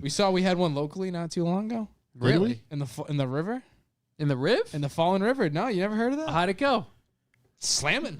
I'm sure somebody got hit. Did you show up? God, no. Crazy. I think is it part of the lore to get hit? Like, are you like a special? Are Now, you like, listen. is it like being knighted? I'm only a spectator. Like, you're just I'm only a spectator, but I would assume it's a great honor. bestowed upon you by being. And you're is it also rewarding to the vehicles? Like to pull up to the meet with Right, multiple dents in the quarter panel already. It's like who's the undisputed Yo, champion? yo, Had that's someone that sign dude. a dent. Yo, that's that They dude. sign it with their face. Yeah. That's the dude who did the hit and run last week. Like, It's like every single dent that's like a title. You know what I mean? It's right. like It's a champion badge of title. honor. Yeah. You got yeah. this guy's coming in with 5. I mean, Jesus. What a mess. What Just- a mess. Yeah, I can't get it. I can't relate. I just see it and laugh and or cry at the same time, I guess. What are you gonna do? But that's just culture, right? It has nothing to do I with would hate to call it that. so that's the thing, it has nothing to do with real car culture, actual car people. I hate using that term as like car goes. Like, Yeah. I just fuck off with all that stuff. But like, it's just not the same. It just isn't. It is like that's completely separate from anything I care about or want to care about or think about or do or whatever. And I know how gun people feel. With just everything. What just, a leap. What a I'm really leap. trying to connect these dots here. Like, this is what the mass shootings or just what are we I'm talking still about? waiting to hit the water. Okay, all right, yeah. I mean, you could see it. Right. All right. Not to put a pear next You're to a trying- banana. I don't know. I see the link you're trying to make, and we're gonna move on. Okay. Swing and a miss. Yeah, that's all right. Hey, let me try some. Hold on, let me try some. All right. Hey, everybody, yeah. I got please. I got a few Jordan news. This here. is this. None of this is Second Amendment related. Is No. it? Big 2A. Only tread I'm talking about is on my wrapped around my TEs. Yeah, Ishibishis. And speaking of TEs, we have breaking news from the motherland where Oh, I heard about this. on the day of our Lord, Yeah. March 7th, Yeah. in Japan, it is TE37 Day. It is an officially government-recognized holiday. And boy, can I say, Do people get the day off? I know I'm going to get the day off regardless because it's coming out of my PTO. But, I mean, look at this. They're celebrating with the release of OG colorways of TE37s. You can have an engraved or OG sticker. I prefer the sticker. I'm having a set on order ASAP as soon as my credit card will allow me to do so. Now, Is that because you're going to ask for a credit limit increase or just I'm going to pay it have off? to. Because there's no way I'm paying it off. It's going to stay minimum payment until I die. This 30% APR is crushing me. Now, interesting, right? That article is going to quote because I never knew that TE stands for Touring Evolution. Okay. Because let's keep in mind, the TE was originally a rally wheel, Okay. the TE gravel, right? And Thank you for that. 30s I didn't know that. I didn't know either until I did my research and they posted the history.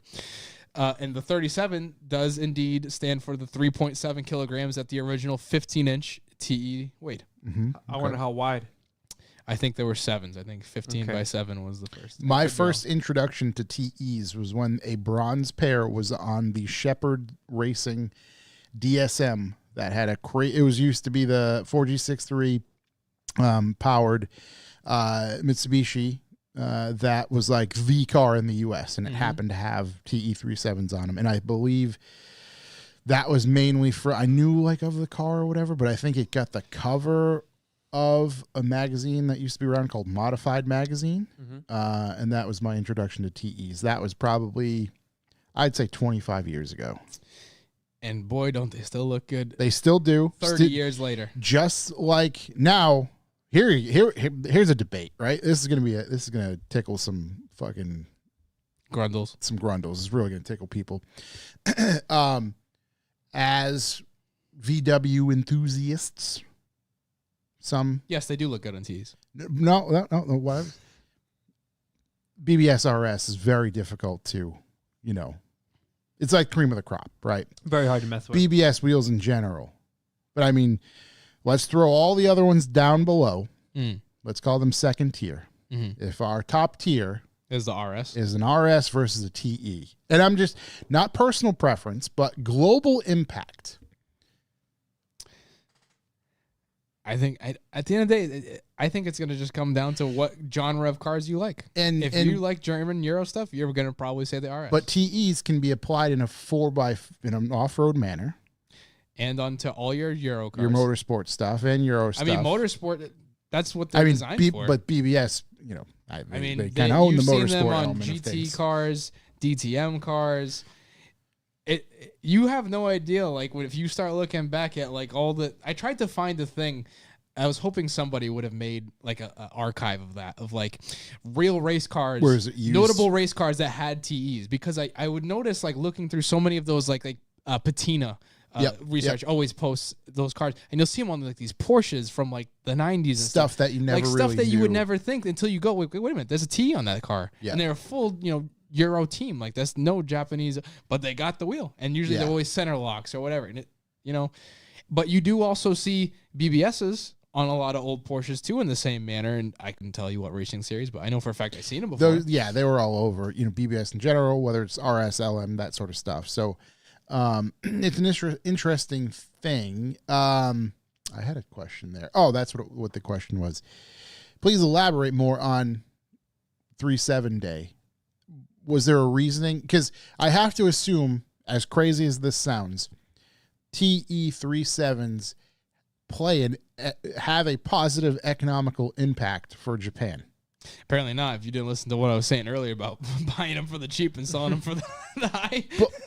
But that's what they were kind of saying. The article didn't say too much. So I was trying to find why. What triggered them. That was my question, right. It didn't say much. Like, but it what just the hell said, makes this? It said that, essentially, it says the government recognizes that Ray's developed a cultural icon for Japan. That's all. That's as far as it would say.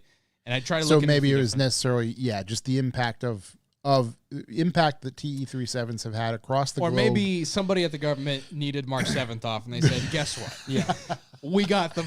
I like TEs. That date works. Let's make this happen." Interesting. No, that it is cool. I did see that when it came out. I didn't know that they were doing an actual 30th anniversary wheel. Mm-hmm. How long is that going to be up for sale for? I don't know, but I'm trying to get as many as I can. I'm going to tell you right now. Okay. They're selling for a good price.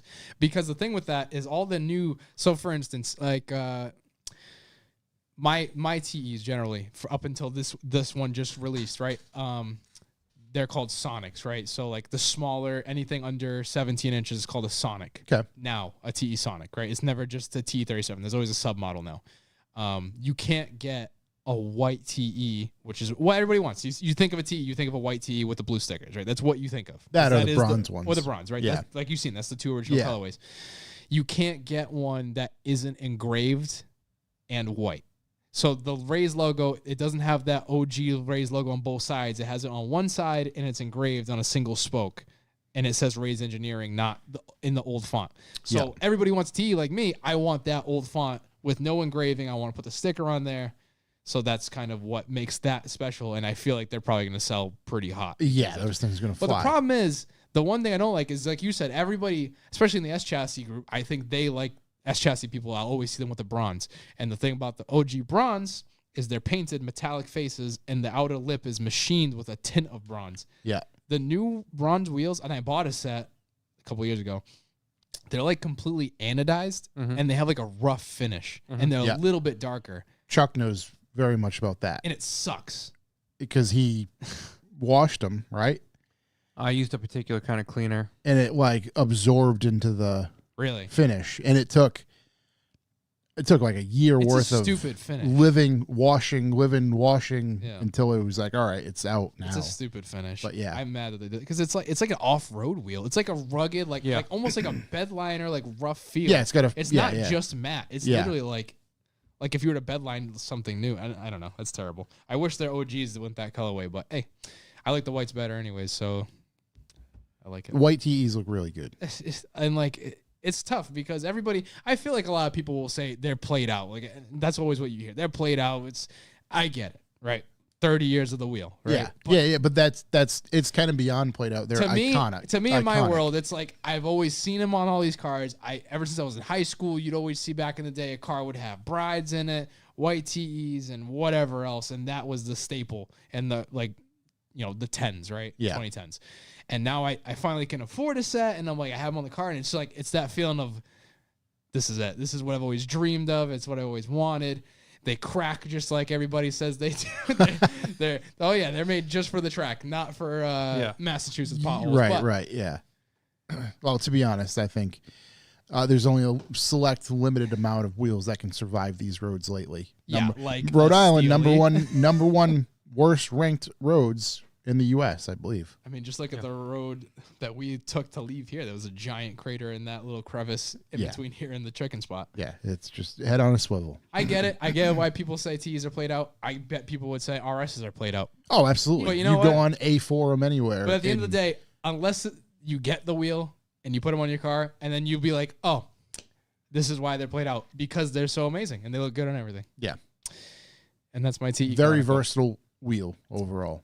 A little bit of news I'm excited for is my boy Max Verstappen. Right? He's going to be doing the 24-hour Nürburgring endurance race. Pretty sure it's November. I could be wrong, but he has a really good team. He's going with a driver. I'm going to butcher his name because all these guys are super European. We got Jules Guinan, who is a 2-time winner of 24 Hours of Spa, as well as the 12 Hours of Bathurst winner. He's going with Daniel Juncadella, who is also a 24 Hours of Spa and 24 Hours of Daytona winner. And then we also have, lastly, Lucas Auer, who is the current, pretty sure, 2025 DTM champion. So, solid team. There's that other driver who I keep seeing everybody's like, everyone's like banking on these 4 drivers between Max and 3 others. Who's going to win? Kevin, I forget how to say his last name. The guy in the lime green Porsche, I guess he's the guy to beat right now. So it's going to be cool. Max is followed trying to get out of F1 and do other styles of racing for a hot minute. So this is a pretty big stage to really prove himself outside of that. I mean, he did pretty fantastic when he was getting his GT3 license. He had the Ferrari. Now, so they're going with the GT3 Mercedes. I was going to say Mercedes C63, AMG right? is what he's driving, yeah. Which I don't love that choice, just from someone who watches a bit of DTM racing enough to know that I haven't seen that car be very competitive, as opposed to the Porsches and the Ferrari 488. I'm pretty sure it's a 488. Seem to be way more competitive. That is it. It does not look like a real car. It looks, I mean, competitive nature aside, it looks fucking, it's a hot car. Magnifique. Like, good God. I'm wondering if, because Max does have good relationships with Mercedes. The race is actually May 14th. May, okay. Yeah, it's in May. So it's actually really soon. So I think it's between Miami. I think it's after Miami. Isn't that just after That's just after. Hold on, is that Montreal. Cindy Whopper trying to sell us psoriasis medicine in that fucking? Oh yeah. Good haircut though. Seriously, yeah. Miami's May 3rd. Canada's May 24th. Yeah, I was gonna say. I'm pretty sure it's It's the weekend in between. right before. Race start is Saturday, May 16th. Obviously, guy's the an weekend animal. is May 14th. Yeah, he just lives to drive. Again, like we talked about before. You know, so it's gonna be cool. It's gonna be interesting to see how he does. I mean, I don't know if that car's gonna hurt him. I don't know if you know anything about Max. I'm sure all the drivers are like this, and they're super, super, super restless about the setups of their cars. And I know him for a fact.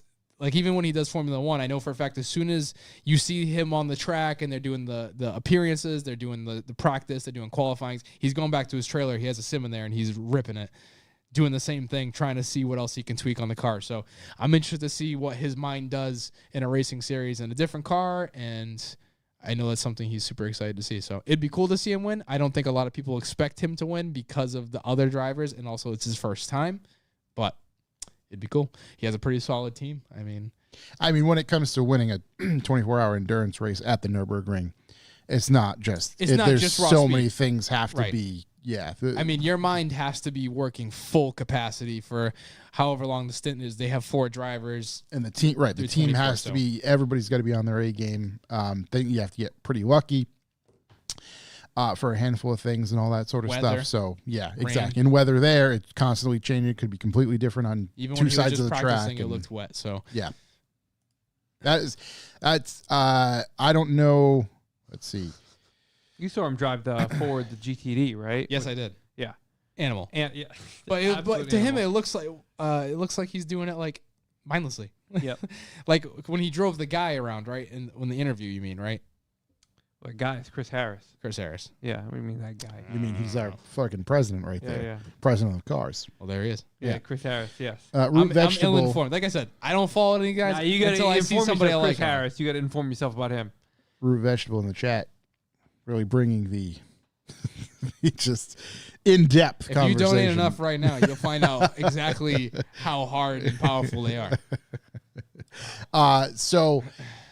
Yeah, I don't know. What I was trying to think and stumbling through my train of thought. I don't know if you can watch this race anywhere. It might be on YouTube somewhere. There was a stream last time they had it, but it failed, I guess, and they went out. Like, yeah, I just obviously so you're able to stream it. The task at hand to record a 24 or live stream a 24-hour race on a track that's so big. Well, as long as they don't have Shook controlling the thing, I think they'll be okay. pretty, migrating. Pretty set. Migrating, yeah, servers, yeah. Okay, that's that. What else do you have for news there, Jordan? Anything? I got a little thing about Chinese banning door handles on EV cars that are recessed. That is an interesting one. It's a very smart idea. Yeah, because I guess pretty much in a nutshell, yada yada, they had fatalities in which cars would be on fire, these EV cars, and they weren't able to get into them. Yeah, that's a problem. Which is also crazy because, like, jaws of life, I don't know, but maybe the fire's too big. Break a window. Or just time, right, just the time it takes for somebody to get the jaws of life there and the thing's engulfed. It's like fires go quick, especially when it comes to a battery. That's Zero crazy. to That's crazy, but I think it's a pretty great It's a idea. solid, that's at least, yeah. I'd never liked those types of door handles on any type of car. Yeah. It's interesting when we've got 37 inches of snow and you're trying to find your door handle to get Dude, I can't even get in my 4Runner from 99 because it's so frozen. I don't know. Imagine how a Tesla You're just retracts. Shuffling around. Actually, tell us all about it, Corey, because you stock one. You just push on it. Really hard. If it's frozen, yeah. The thing is like it's like a seesaw. Right, So I know how it is. If you push on one end, it's almost like there's more leverage to pop out the other part. Is it plastic or is it metal? No, it's metal. Oh, so it's metal. It totally can freeze. You definitely can. So if anybody wants to prank Corey, just blast water on it before it gets wicked cold out. No, it's a charging port. The charging port is what also can freeze. Like heat. No, it has a little heating element. A little heating element. Oh wow. In it, so you can heat up the charge port. I don't think the door handles have that. Oh, that's not going to help. The car's dead. What? The heated element. No, I think it's like if you're, for example, like I go home, I plug my car in, and we get a ton of snow. Like you turn the heater on the charge port on, it'll like melt the snow around it. So this way you can close the door, and everything's good. Interesting. But I mean, yeah, when it's snowy and shitty out, you're kind of like feeling. You think you know where the handle is, but you're still like feeling around because you got to try and like jam your thumb into the spot where it would pop the handle out. It's annoying. It's just at what point is technology too much in these cars? No, I see, and I'm not the only person to say this. There's been a bunch of people who've said it. It's like technology for the sake of technology, not for the sake of being better. It's just Hey, yeah. Like earlier, Josh whipped out his key for his truck, and it was a key, and I was like, "Wow, key. that's pretty cool." Yeah, got it there. Is it a folding key? It is a folding key. Dude, we went back to Mark IV world. Dude, it'd be so much better if it was just. If it was just a key, oh my god, that'd be great. I'd really love that. It gave me mad nostalgia just sitting in my science class in high school, flipping my Audi key, and you had an Audi? I had 2 Audis in high school. Yeah, I had I had a B5. I didn't know you were once cool. You know, back you had in a the day. B5. I had a B5 A4 18T, and then I had a B6 18. I ordered them both at the same time. Why? I don't know, because my friend was selling the B5 for like $500, and the thing was sick, and I was like, yeah, give me this thing. I like the B5 way more, but I had the B6 first. It had 6-speed, so I was like, this is kind of the faster one. B5, sick looking car. I want another one. I wish. Yeah. One day. Again, we've talked about this many times. B5 S4. It's just such a good looking car. Is the juice worth the squeeze? The dashboard is beautiful. Everything about that car is beautiful. The color options, the way the interior was, I like the way that my ECU would lose power randomly, and I could never figure out why. And then my blue one got water in the ECU and also died. It's good. It sounds like you had a normal Audi experience. All 4 wheel bearings are blown, and I didn't fix them. Solid. Yeah, perfect. Sounds like so the did you scrap perfect the high cars? school. Did you sell them? The B6 I traded for my current Miata. Get the hell out of here. Yeah. Traded. Straight up traded. I think I blew the head gasket in it too, but that Miata was totally junk, so I kind of made out better than I did. And I remember sitting there and I was like putting what do they call it? Like the stop leak in the car before he comes. And he was like, Is that thing leaking? I'm like, I don't know, man. It's never leaked on me. I drive it every single day. And he left me a Miata with a knocking engine and no diff installed in it, so sounds like a fair trade. trade. Yeah. Fair trade. Yeah. Yeah. No, I miss those Audis. They were cool. I put a big front mount on one of them, and my buddy. So the first car accident I ever got in, quick story, was in a B5. My buddy came home for one of his first cars he ever bought. He was like 17. He got a B5 that was built by somebody else with way too much money, and it was that maroon color. Mm-hmm. It was dumped on Land Rover Mondials. Really cool wheels in this car. And it was rear-wheel drive converted. They welded the center diff, took out the axles type deal. Wild. It had a KO4 on it with a tune. Yeah. Making like 300. This kid should not have had this car. And the first week of him owning it, he comes to, we used to hang out in Honeydew in Fairhaven. And cool guys. That used to be the spot. Did Fairhaven have an Ave? That was the Ave. Okay. That little part of Route 6 where the Honeydew and the elementary school like kind of intersect. Yeah. That was our drag strip. That's where everyone would hang out. That was the drag strip. Yeah, yeah. So he came to the meet and he's like, "Oh, I got this car. You got to come check it out." So we go for a ride. Everything's cool. I'm like, this thing's sick. It blew my friggin' 17-year-old mind, right? It's two-stepping and doing all the bad shit. Comes back. He wants to show somebody else for a ride. He goes, "Jordan, you want to go for another ride?" Yeah. I get in the back seat this time. And he goes to this road in Fairhaven. It's like actually like a Cushionette border. It's a dirt road through a cemetery. It's called Wolf Island Road. Love that road. Yeah, you're familiar. Solid road. And it's a big S's, right? Big S's. Yep. And it's dirt? It's dirt. It's dirt. Yeah. And guess what he wants to do with his rear-wheel drive Audi? So the lore is it's the most haunted road in that area, let's call it, right? Well, it was haunted this night because this kid wanted to drift this Audi to show off. So we're in this thing, and he is drifting. It's getting sideways, but he's doing like a bunch of passes up and down. Like he'd go. There are people that live on this road, by the way. Was there really? On the ends, yeah. Idiots. Yeah. Him, idiot. Well, we would be like in the middle, like where that little shack is, like whatever the it's like maintenance building for the cemetery. Yep. We'd pass it and then turn around. It's a big S curve. So he'd do the ass turn around, and every time he's getting closer, I'm sitting in the back seat, and I see the ass in the car getting closer to the outer edge. And I'm like, yo, dude, we got to go back. We got to go back. Like, I think we're good. We're done. Like, it's getting sketchy. He goes, dude, just one more. It's fine. Dude, I'm getting it. No, you never. And one more. He's getting what? So what do you want to get? He says one more, and I go, okay. I put my seatbelt on. I go, if you're going to throw it in at this turn again, please hug the inside because you're going out wide. He goes, dude, shut up. I'm like, oh, God.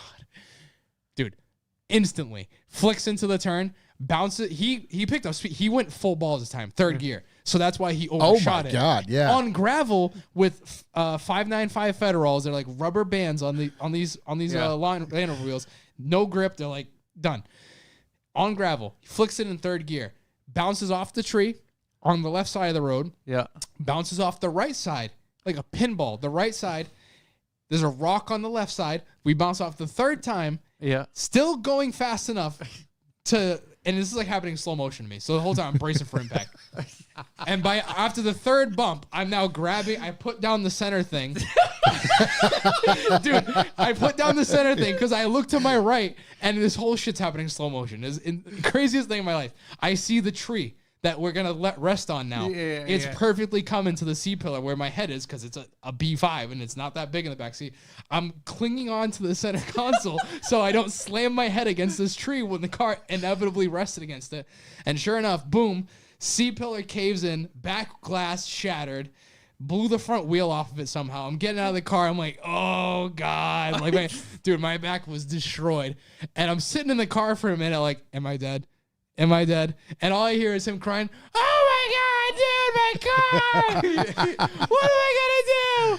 And I get out of the car. I'm like, ugh. I can't breathe. The wind's knocked down. I'm like, ugh. I'm like, yep, I'm fine. Yep, we're good. Dude, and I get out of the car. This thing is done. The whole rear quarter panel pushed in. I don't know how the front end somehow like lost. It looks like the ball joints like sheared off the front end of this car. Dude, and he's like, what am I? He's crying on the side. I'm like, dude, it's fine. We're all alive. It's fine. It's good. He goes, I just got this thing. I'm like, I know. It's pretty stupid what you just did. It's pretty dumb. Hey, dude, you're pretty fucking stupid. Dude, I call my mom. I'm like, you got to come get me. She's like, here's the screaming in the background because he's like wailing. And I'm like, you just got to get me. Just don't ask questions. I'm here. I drop the pin. She shows up. And she's like, what the fuck happened? I'm like, Mom, don't ask questions. She's like, are they okay? Do they need the police? I'm like, they're fine. I'm hurt. Let's just go home. I don't want to talk to I don't want to talk to nobody. I go back the next day and I'm like picking up like, you know, my trophies. I got his gas cap and a piece of the trim that goes underneath the tail light. You know, a little piece that's paint matched. I'm sending him like Snapchat. The tree is like has an indent of an Audi in it. Like all the bark is gone. It's like clean underneath the sap. I'm like, dude, so bad. So car got picked up by the cop. He called the cops. I guess they ended up showing up. They towed it away, and I don't know how he didn't manage to get any ticket whatsoever. Yeah. He wasn't no drunk. He's just an idiot. You know? Right. Yeah. He could have just said the road got away from me. And that's the story how I got a really cheap set of Land Rover Mondial wheels for my Audi. There you go. So that was an experience. You overfueled it. And the next day I had to go. We went to New Jersey for a soccer game, whatever. So I'm in the back seat of my dad's F-150, and it had those bench seats that like fold, like that goes against the door. You know what I'm saying? That goes like against the rear door. Yes. Dude, my back was annihilated. Every little bump I had to sit straight, and it was like over every little bump. It was terrible. So in other words, don't get in a car with your friend who thinks he's hot shit. That's a good PSA for our younger listeners, if there are any out there. You know, my sons, I often tell them. Matter of fact, the middle boy was getting a ride home from school from his buddy the other day because his buddy wanted to show him his car. And I'm like, all right, man, if he's doing something stupid, just get out of the car. Mom or I will pick you up. Just get the fuck out of the car. Like, I don't care. Just see, if I was using my big head, I could have been like, let me get out and I'll record this. And I would have had a sick clip and my back wouldn't have hurt it. That would have been fucking solid. But I was too petrified. I'm like, dude, don't do it. Don't do it. You know what? We were just ripping all these fucking takeover fucking yahoos. Maybe that's what they're doing. They're all just recording. I'm going to record this. Hey, I got out of the car. I'm being responsible. Anyways, so it doesn't work. No. I'm just trying to stir the pot. What else do you have going on there, buddy? Yeah, you building up. We'll get into life. You building up a car. We can do that for a little bit. I've been living in my garage, dude. The past 2 months. Is that because your mom just finally had enough? God, I wish she let me live in there. That'd be great. No, because we're trying to do a final quote unquote revision of my car. So that way I can stop touching it for a couple of years because, man, it's getting expensive out here. I've heard that before. I've heard that. To be fair, end of last season, last season I did a lot of setup changes throughout the season because I felt like it, because I don't know how to leave things alone like most car people, right? Yeah. I started the year supercharged. I had a Roadtrek supercharger on my car. I have a built BP in it, as everybody knows, BP greater than, right? And I have ITBs, so that's what I was running for half the season. And we did our final bout nonsense. Did SSE, we did great, we placed, and then I'm hanging around Dan's shop, and he's like showing me his stuff because Dan has all the spare parts in the world you could ever imagine. He has a turbo kit, and I'm like, "Would you take a set of wheels for that turbo kit?" Because I have a set of wheels that he wants. He wants RG2s. It's his favorite wheel. I'm like, "Would you take a set of RG2s for that turbo kit?" He goes, "Hell yeah!" He goes, "I'll help you put that thing on." I'm like, "We should bang this out." So sold my supercharger kit. It actually lives on in another Evo Orange car that in the Netherlands that our sponsor Hummelink installed into this kid's car, and it looks beautiful. It actually looks better in his car than it did mine. Made 300 wheel horse. It's pretty sick. But anyways, what were you doing wrong? Everything. All right. You know, I don't know. I didn't really know what I was doing with that supercharger. It's super complicated, because I had it on a car with ITBs. Yeah. So finding info on how to set it up, because it's not like a turbo car where your blow-off valve is, a single burst and that's it. You need a lot of vacuum to pull the blow-off valve constantly open. So I found out throughout my lifespan of the supercharger that I was gaining more power as I added more washers into my blow-off valve, because I basically had to assist the spring shut because there was never enough vacuum to shut it and to keep shut the boost. it. Because even though, yes, it's pulling, because the boost is shutting the blow-off valve on that, because, again, it constantly opens. Yeah. So as you're under throttle, the boost equalizes on both sides of the blow-off valve, and it shuts. But I guess mine was always creeping open because it was going through my ITBs. It would never pull equal boost because whatever the reason, intake air was never that equal. it was just never equal to what it was putting out. So it would always creep out my blow-off valve. So I figured that out at some point, and I started putting bigger springs in it, and it would shut my blow-off valve, and I'm gaining more power. And I'm like, oh, this is sick. I keep gaining more. And by the end, I made 285, which was pretty good. But anyways, I was like, you know what? I'm still kind of getting sick because every time I put power in my car, buddy Dan keeps raising the power in his turbo car with his big Borg Warner and built motor, and he kind of can make whatever he wants. So every time I get a little leg up on him, big Dan, he just kind of fucking he won't let me get close to him. So he just keeps raising the power. So I got sick of it. I'm like, I want a turbo. Put it on my car. So we banged it out on a weekend, and we came out of my garage, went to Seamus this time, and had him, because Seamus tunes all of Dan's stuff. So I was like, might as well copy, since we're trying to copy paste the setup. I got a cheap Garrett 2560, pretty popular standard issue Miata turbo, right? Yep. Small, spools quick. And as much as I am the worst person in the world, and everybody can make fun of me as they want because I'll never boost my car. Boost is stupid, blah, blah, blah. You came to see the light. I did. Well, I saw more darkness than I saw light. I mean, the shit was fast. It was fun. And my car was a light switch. I mean, that thing made 14 PSI, like 3,200 RPM. So that car was on its face whenever I wanted. It still ripped the tires off. So it was a cool setup. It was a big change. And half of it was I'm getting bored driving the car because I'm out driving it. I've driven NA Power for 5 years. I put the supercharger in, and there's no torque. So in reality, it's not that big of a change. Honestly, I couldn't leave it in third gear. It was, like I can't now with my turbo. I go around Clubhouse, and it's a good benchmark, right? Because I've driven Clubhouse more than anything. So now with that turbo, I just leave it in third gear and just let it eat, and it's cool. It's different, but I had a cheap turbo setup because, again, I traded a set of wheels for this off-the-shelf turbo that he didn't care about. So I made 260 horse and 265 torque. So good numbers. But I quickly learned about why turbo setups suck and why all my biases prove true, but wrong at the same time. Turbos are great, right? They make all the power you want, but they create a lot of heat. I was going to say, There's a lot of components. that was going to be my first guess was heat. Heat became a problem. Heat was a huge problem. My car was reaching 235, on a regular, from grid, leaving grid at 190, coolant temp wise, right? 190, reached 235 rapidly. And I have an oil cooler, mind you, right? So that would be the first thing someone would say, oh, it's your oil. Well, I had a cooler. It would quickly see temps that were ridiculous within my first lap on Clubhouse, which isn't a long lap. I think you usually spend 55 seconds on average doing your 2 laps on Clubhouse, right? Mm-hmm. Give or take. I say that based on my GoPro videos, right? So, Yeah. So it's not a long time. And mind you, I'm turbo. Like I said, I'm pedaling the thing at $3,000 because there's no need to hit limiter because I have so much power, and that's right. what You're the not torque is. Pushing it. Yeah. So I'm not even ripping on this engine, and it's heating instantly. So that's one issue. Second issue is you have all these other components now. You have oil coolers that you need to maintain. Your turbo has lines now. So if you cheap out on your lines, they're going to leak. You know, if you cheap out on your heat shielding, your brakes are going to get hot, and X, Y, Z.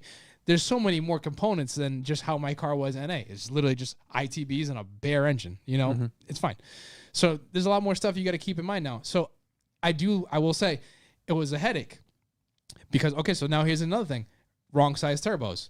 You'll usually see people, and when I teach people, when I do instructor or I tell a new guy about doing turbo stuff, I shy them away from it because you have to, if you're going to do a turbo setup, you have to really look into what you're doing because it's easy to put the wrong size turbo in your car. Too big a turbo, you can have a giant lag spike and all your boost is going to be at the end where you might not necessarily want to be living at the top of your RPM range and have a car that's on its face. I would say it also depends on how you want to drive it too. Right. But, in general, right, in a general sense, you want a turbo that linear-ish or low power, right? So you're not sitting there with a car that half the time you're sitting on the throttle waiting for it to kick in and now all of a sudden it's kicking in. Some people like that. Some people think it's cool.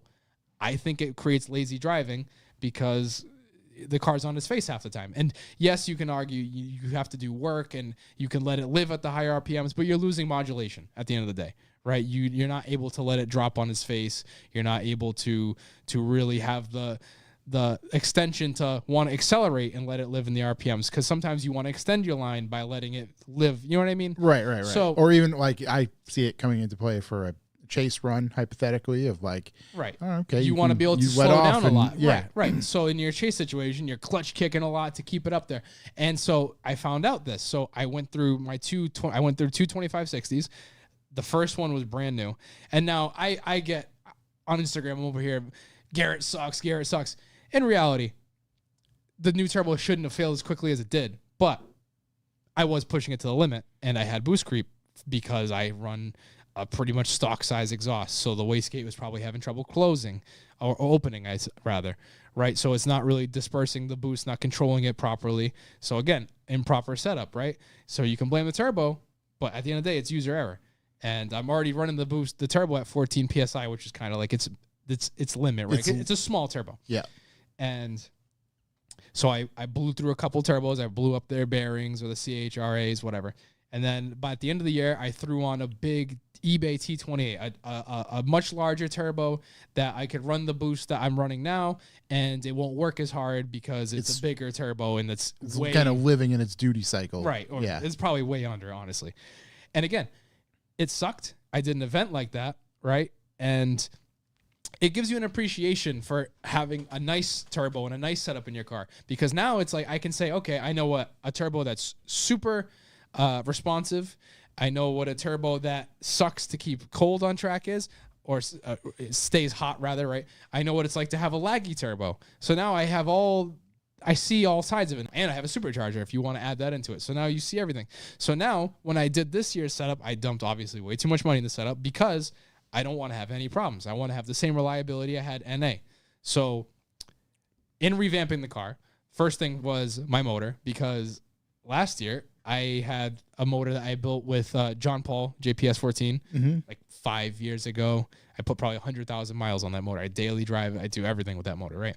So the rings were worn, and literally by the time I removed the engine, I took the head off, and you could hear it. You could literally hear it as the car was running. It was smoke like a train. And I mean, like, if you ever seen a smoke machine, hook it up to the tailpipe of my car, that's what you had. And the rings are so gone, you could touch the piston head, and like wiggle it and make the sound, like the knocking sound in the block. Right. And then I didn't even take it apart because I'm like, I know this block's trashed. Take it to the machine shop. Just let them do what they do. I never bothered pulling the bottom end out, whatever. And then they call me and they go, hey, do you know how bad the damage was in this motor? I'm like, yeah, I saw the heads move. He texted me a picture, and the side of my piston, the skirt, and this is a forged bottom end. It's SuperTech pistons, junk pistons from what I learned now. SuperTech's not really the best and Manley rods, whatever, rod and piston motor. The skirt on my cylinder 3 piston literally blew off. And it's funny because I saw a giant chunk of metal about the size of a piston skirt in my pan when I took it apart, and I was like, man, this thing's screwed. But it's going to the machine shop anyways, right? Let them tell me the bad news. Right. So they give it back to me. The whole side was knocked off of this piston, and the rings are gone. And as terrible as that sounds, still did the whole drift event in October, smoking like a train, did everything, made it home, no problem. Crazy. God bless. Love my BP. It's not the best motor in the world, but it's a damn decent motor. That is crazy for so much stuff to fall apart inside and still be functioning. It was just sitting in the pan. I was like, where the fuck did this come? I didn't think it even came from the motor. I thought it was like, oh, I'm taking it apart. I'm being messy. Maybe I dropped something in it. God knows where this foreign metal came from. Dude, I was like, there's like couldn't have been a piston. Skirt's like, yeah, it's a big chunk of metal. I mean, it's a little tiny Miata piston, but it's a pretty good chunk. Like, there's no way this was in there when they took it apart. I didn't notice that at first. I'd be bugging if I even saw sparkles. Oh, right, dude, right. I knew this motor was on its way out for a hot minute. Since like the past year, I have a magnetic drain plug. That thing had an 80s, what is it, 70s afro, like full on, like these microphones, every oil change.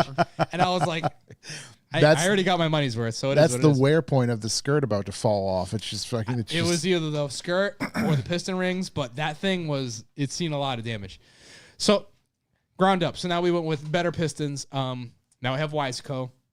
A little better. I don't want CPs. They weren't in stock for the size I needed. I didn't feel like waiting 6 months. Big deal. So now I have big boy pistons. We upboard it, and mind you, the machine shop, the scoring of the piston smacking were so bad. The very top corner of the piston head where they were rocking, like I said, it literally wore grooves into my cylinder walls. And luckily it cleaned up when they went another half mil over. Yeah. And my motor now it's like tapped out. Like I can't put a bigger piston in it because I already was a bigger bore last time. And now I have 84.5. I almost have a squared setup now because it's 85 mil stroke. Yeah. I almost have... anyways, so now I have a good motor. So we have a strong motor with the right size compression because, like I said, I built this motor 5 years ago at JP. I didn't even know I was going to boost it. So I made stock compression. I made it very safe. So, like, if I want to boost it one day, it'll be okay, but it's not ideal, right? So now I got lower compression pistons, yada, yada. My head's still built with all the shim under bucket nonsense. Turbo is the big thing. You know, if you've seen anything I post on my Instagram, all I do is yap about Borg Warner is the best, Borg Warner this, that. Because Mr. Seamus, right? Yep. He gets called me the idiot. But, the idiot knows a smart guy. Seamus has Dan on a Borg Warner, the same exact one like Chuck, we said last week. Chuck has two of the same ones. Yep. Now, is that what Seamus runs on his FRS? I'm not sure what he has. I'm sure he probably has something similar. Yeah.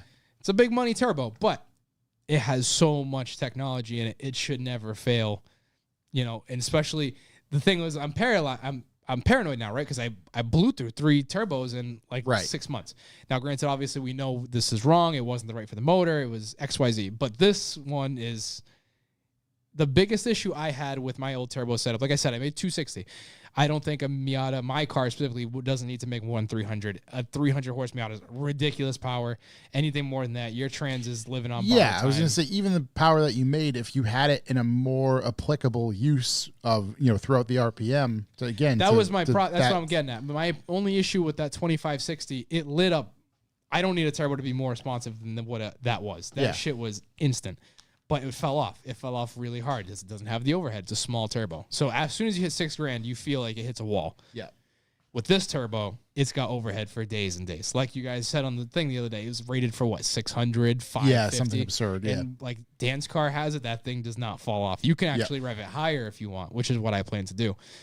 And it's awesome. So you have that instant 3,500, 10 pounds, 14 pounds at that low RPM, and it just keeps carrying it all the way through. I don't want to make more power. I just want it to be more usable.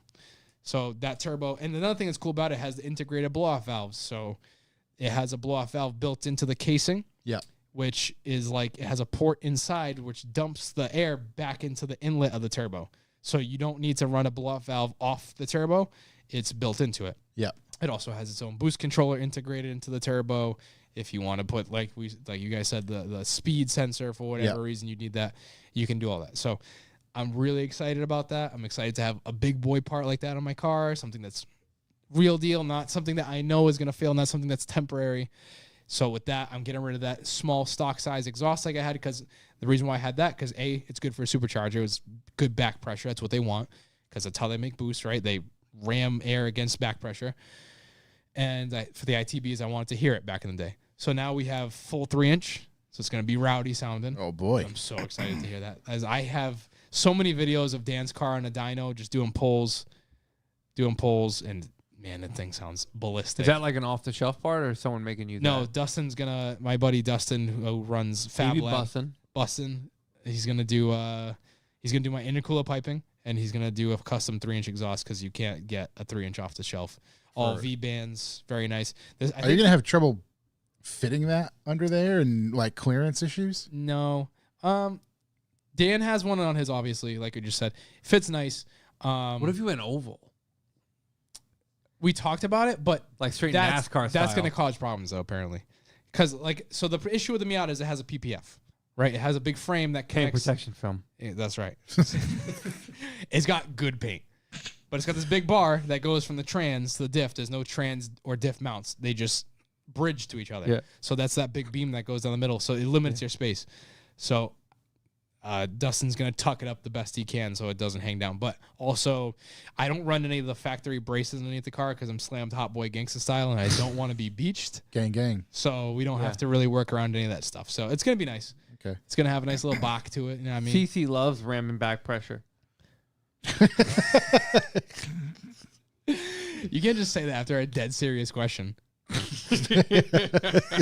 That's what our chat brings to the table, you know? But yeah, so that, and then obviously I'm sticking still to Seamus and Dan's dismay, because I guess it makes tuning a little bit more difficult, but hey, that's why I pay the man. You're going against the ECU? grain here. Omega Square, which is also against the grain for them. Yeah. They're big Haltech. I was going to say, Shame's going to want, Haltech. I want to do a Haltech at some point, but one thing at a time. I'm changing a billion things. Yeah. No, I get You know? there's a limit to So and your plus madness. Dan's doing Haltech right now. As we speak, he's Right, so finishing let him wiring be it. the So let guinea him be pig. the guinea pig, and then that way he can come back and say, "Hey, this is the right way to do it. Plug it in, done." You know. And then the last thing, speaking of Dan, is he just did a V mount for my car. Yeah. A V mount, for those who aren't familiar, is when you have an intercooler mounted sideways that comes off of your rad support, and then your radiator is now angled back and meets that intercooler in the shape of a V. What's the purpose of this is, instead, you see a normal turbo car with their big front mount intercooler that blocks the airflow of your radiator. Problem with that, your radiator is what cools the car down, right? Your intercooler cools down the air that goes into the car, sure, but it's mostly for power, right? We're trying to cool the turbocharge there. Yep. We need to prioritize the radiator. So by making it in the V configuration, it is now not sharing the air, but splitting it amongst the two of them. So now, instead of it going through the fat 3-inch or 4-inch core of your intercooler, it's now, instead of getting that slowed down hot air, it's getting its own source, which is fresh and it's clean, and it's not going through a different heat exchanger. Do you have to duct anything towards, you can make ducting, and it will, of course, with anything, increase the efficiency. We just, like I said, I'm still trying to finish tying my car together. It's the last thing I need is that exhaust made. So setting money aside for all that and stuff. Dan has run it that way, right? Already. Dan So he knows. has run it for a year, and his car runs. So like I was mentioning earlier, I was seeing 230, almost 230. 235 was what I was seeing at the very end of the year. Yeah. Very high temps, right? You generally 200 is where you want to stay, as long as possible. Yeah. If you can get under that, great. Dan's car would push. Now, when we went to Wisconsin, it's a second gear track, right? It's a very slow track. There's no high speed zone, so no big airflow. So you're sitting on limiter. Dan was making about 320-ish, I believe he said.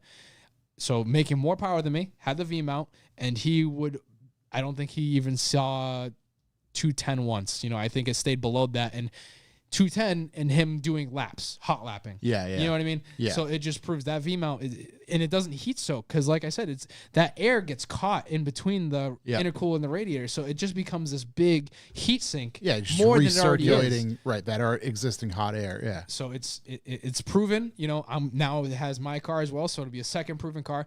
Dan is planning on making these V-mounts something he's going to sell as a kit, which it's kind of surprising that after, you know, us testing it. And of course I also learned, cause I did, you know, a couple grip race days with the NB last year, actual race day with the turbo.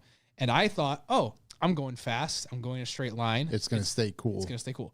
Boy, was I wrong. I boiled my oil temps far beyond what I could have imagined. Like quickly, like I couldn't even get through the 15-minute session that it was, which everybody who drifts looks at, you know, mass tuning or whatever general track is. Oh, 15 minutes on track. That's nothing.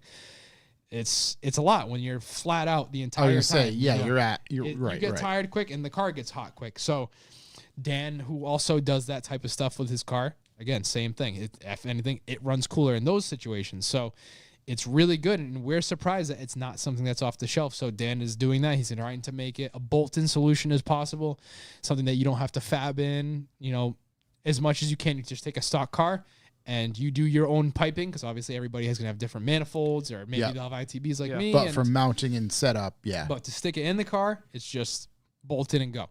Are you what radiator and intercooler are you using? So the intercooler, I don't remember if it's. He said it was one for an S2000. I don't think it is.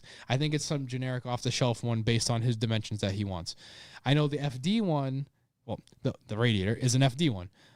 It's just a general, nothing fancy, thick cord FD triple pass, and he has to modify. The only thing that you have to modify on that is the inlet. He flips them around because they do a 90 off and goes down. You need to flip around and go up towards the engine in the Miata. Yeah. And he welds on 290 or 2-6 ANs, because now that you have a V-mount, you have to change the highest point in your coolant system. You need to run an expansion tank now, like a newer car, right? Yeah. So those 2-10s, one goes to your expansion tank and one is for the turbo, which is a really efficient way to cool your turbo now as well, because now you're hot. The hottest air that's going to be sent through your car is probably from your turbo, which is boiling at temps probably hotter than your engine, right? And it's immediately getting dumped into the coolest section of the car. So overall, the whole system it's so efficient. So I'm really excited to see what it does in my car this year, especially considering, again, his car, way more power. So it's going to be good. And I don't plan on running as much power as him because, again, I like my transmission and I like my differential and I like to keep those stock. So yeah. I'm shooting for like 280, just under 3, so that way. You still think the diff in particular is going to be able to actually? No, you don't have a stock diff, right? No, I have stock diff. Yeah, I just have a 2-way upgrade. Okay. But the diff, I say diff, it's really more the axles, and even then, Miata axles don't really break unless you have them at crazy angles, and I have drop knuckles, so they're pretty straight.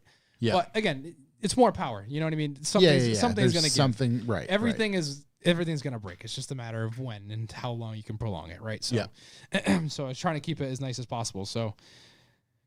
It's going to be a cool setup. It's a lot of changes. The other cool thing as well, with the V-mount, you can run oil coolers parallel to your intercooler, so you can run them flat.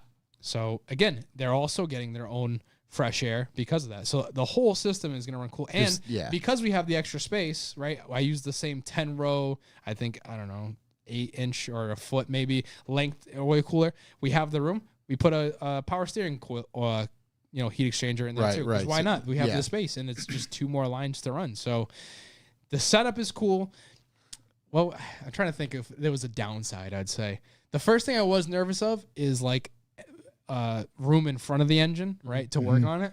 And now, obviously, I've taken everything in and out a dozen times because I'm still building stuff and playing with stuff. And you can still work on your belts all the same. You can get to your alternator all the same. It doesn't really change anything. Yeah. It's really modular. And even to remove it, it's easier than stock. I mean, the way Dan has it set up, everything is on isolation bushings. Yep. It's a little stud with a piece of rubber that is, the stud itself isn't connected internally. It's just 2 different studs connected by a piece of rubber. So everything is just mounted in with 4 bolts, but it's sturdy and it has, it's not hard mounted. So it's a really well thought out setup. Even the radiator, he has isolation bushings mounted in a way that if you ever slam the radiator on the ground, the thought behind it is that the I can't say that word, isolation bushings will shear and let your radiator move independently, so that way the radiator won't explode essentially because it's hard mounted. Whereas a normal car would, as the Miata was, and as right, just gonna be a hard mount, and just break yourself, fool. So it's a pretty neat setup. It's gonna be really different. I mean, I know usually my thing is looks wise, right? Every winter, so I didn't really get to do much of that. You took the graphics off. Yeah, because I had new graphics on the way. Okay, so now exterior wise, you have to paint the bumper and apply new graphics. Yeah. Okay. Shout out to Dustin Me Bussin for parking his car on the track in Wisconsin and make me rear end him because he wanted to surprise me by parking his car there. But we like to clear the air, right? Blaming someone else. But no. Blaming someone else. Well, dude, this guy was literally like friggin' brake check, and I was like, whoa, what are we doing here? So good guy though. He paid for it. You know, I don't know if it came from insurance or out of pocket, but he paid for my bumper paint, so that way he can't just run that through the system. Yeah. Which I told him, I was like, I really wish you didn't, because now I'm gonna feel bad if I talk shit about you causing this. But you know what? I guess it's fine. I guess I'll take the free bumper. But it's cool. I'm really excited about my graphics. I mean, I show them, the people who like my car care, but at the end of the day, yeah.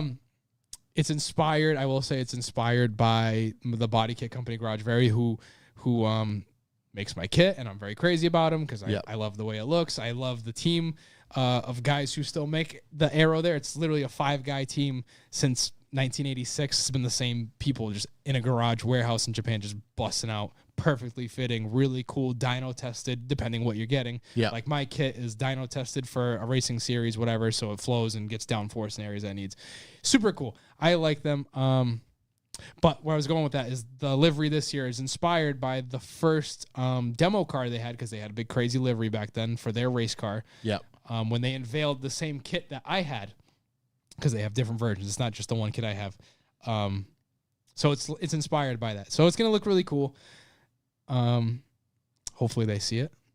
I'd like to try to send them a picture. It's, like I said, they're really old guys, so they're not really big. Send them on their postcard. social medias. Yeah, dude. Send them postcard. I want to go there. I want to go there this winter and take a show the guy. Yeah. Look, stupid American with your designs here. Credit card, high interest rate. Like I probably paid for at least 3 years of power in that shop with how many kits I've had from blowing them up. And no, you're gonna walk in. They're gonna. Oh, you're the guy. You're the guy. Yeah. It's cool. It's really cool. I'm interested to see how this goes for you. I mean, obviously you have the great team in your corner between Dan and Seamus to put you down the right path. Dan, Seamus, Dustin, and then Mills. I mean, those to get this sorted. Those 4 guys. I mean, I couldn't make this car this dream cool without team. them. Yeah, you know what I mean? I have the ideas, but at the end of the day, without the guys who with the actual book smarts to it's literally the together. 90s basketball USA dream team, Olympic team of fabrication. And are you Magic Johnson? I got some magic, buddy. But hey, I'm still going strong. Surviving now. It's crazy. I'm still surviving through it all. Crazy. Pink eye. I do not. So many times, I keep it going. He's got them drops. It's cool. I will say this season I am most excited not about drifting, but doing the grip race stuff. The tracks like Club Motorsport, like the tracks you wouldn't get to do drifting. Dude, it's How did you surreal. find yourself at Club Motorsport? Did we talk about that? No. So can you talk about that? Of course I can. Okay. Well, it was a mass tuning event. They hold a couple there every year. Okay. So it wasn't like I got in there through secret, But yeah. I went there. I was planning on taking my NB on that track, but the Halloween event was the weekend before. Yeah, the weekend before, and that's where I decided, holy shit, this thing is smoking like a steam train. We're not taking this up there.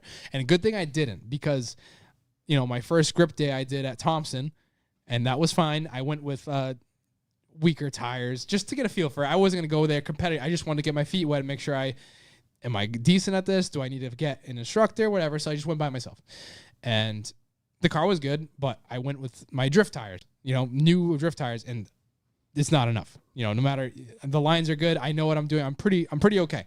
But but it wasn't enough. So good thing my car broke, and I had to borrow. Dan had, I think he sold it down, but he had an NA, which was pretty much stock NA on like spec Miata setup. So like basic strut suspension with like the spring rates that are correct, nice grippy tires, no power steering, and just a 5-speed. Yeah. Really simple car, really good car.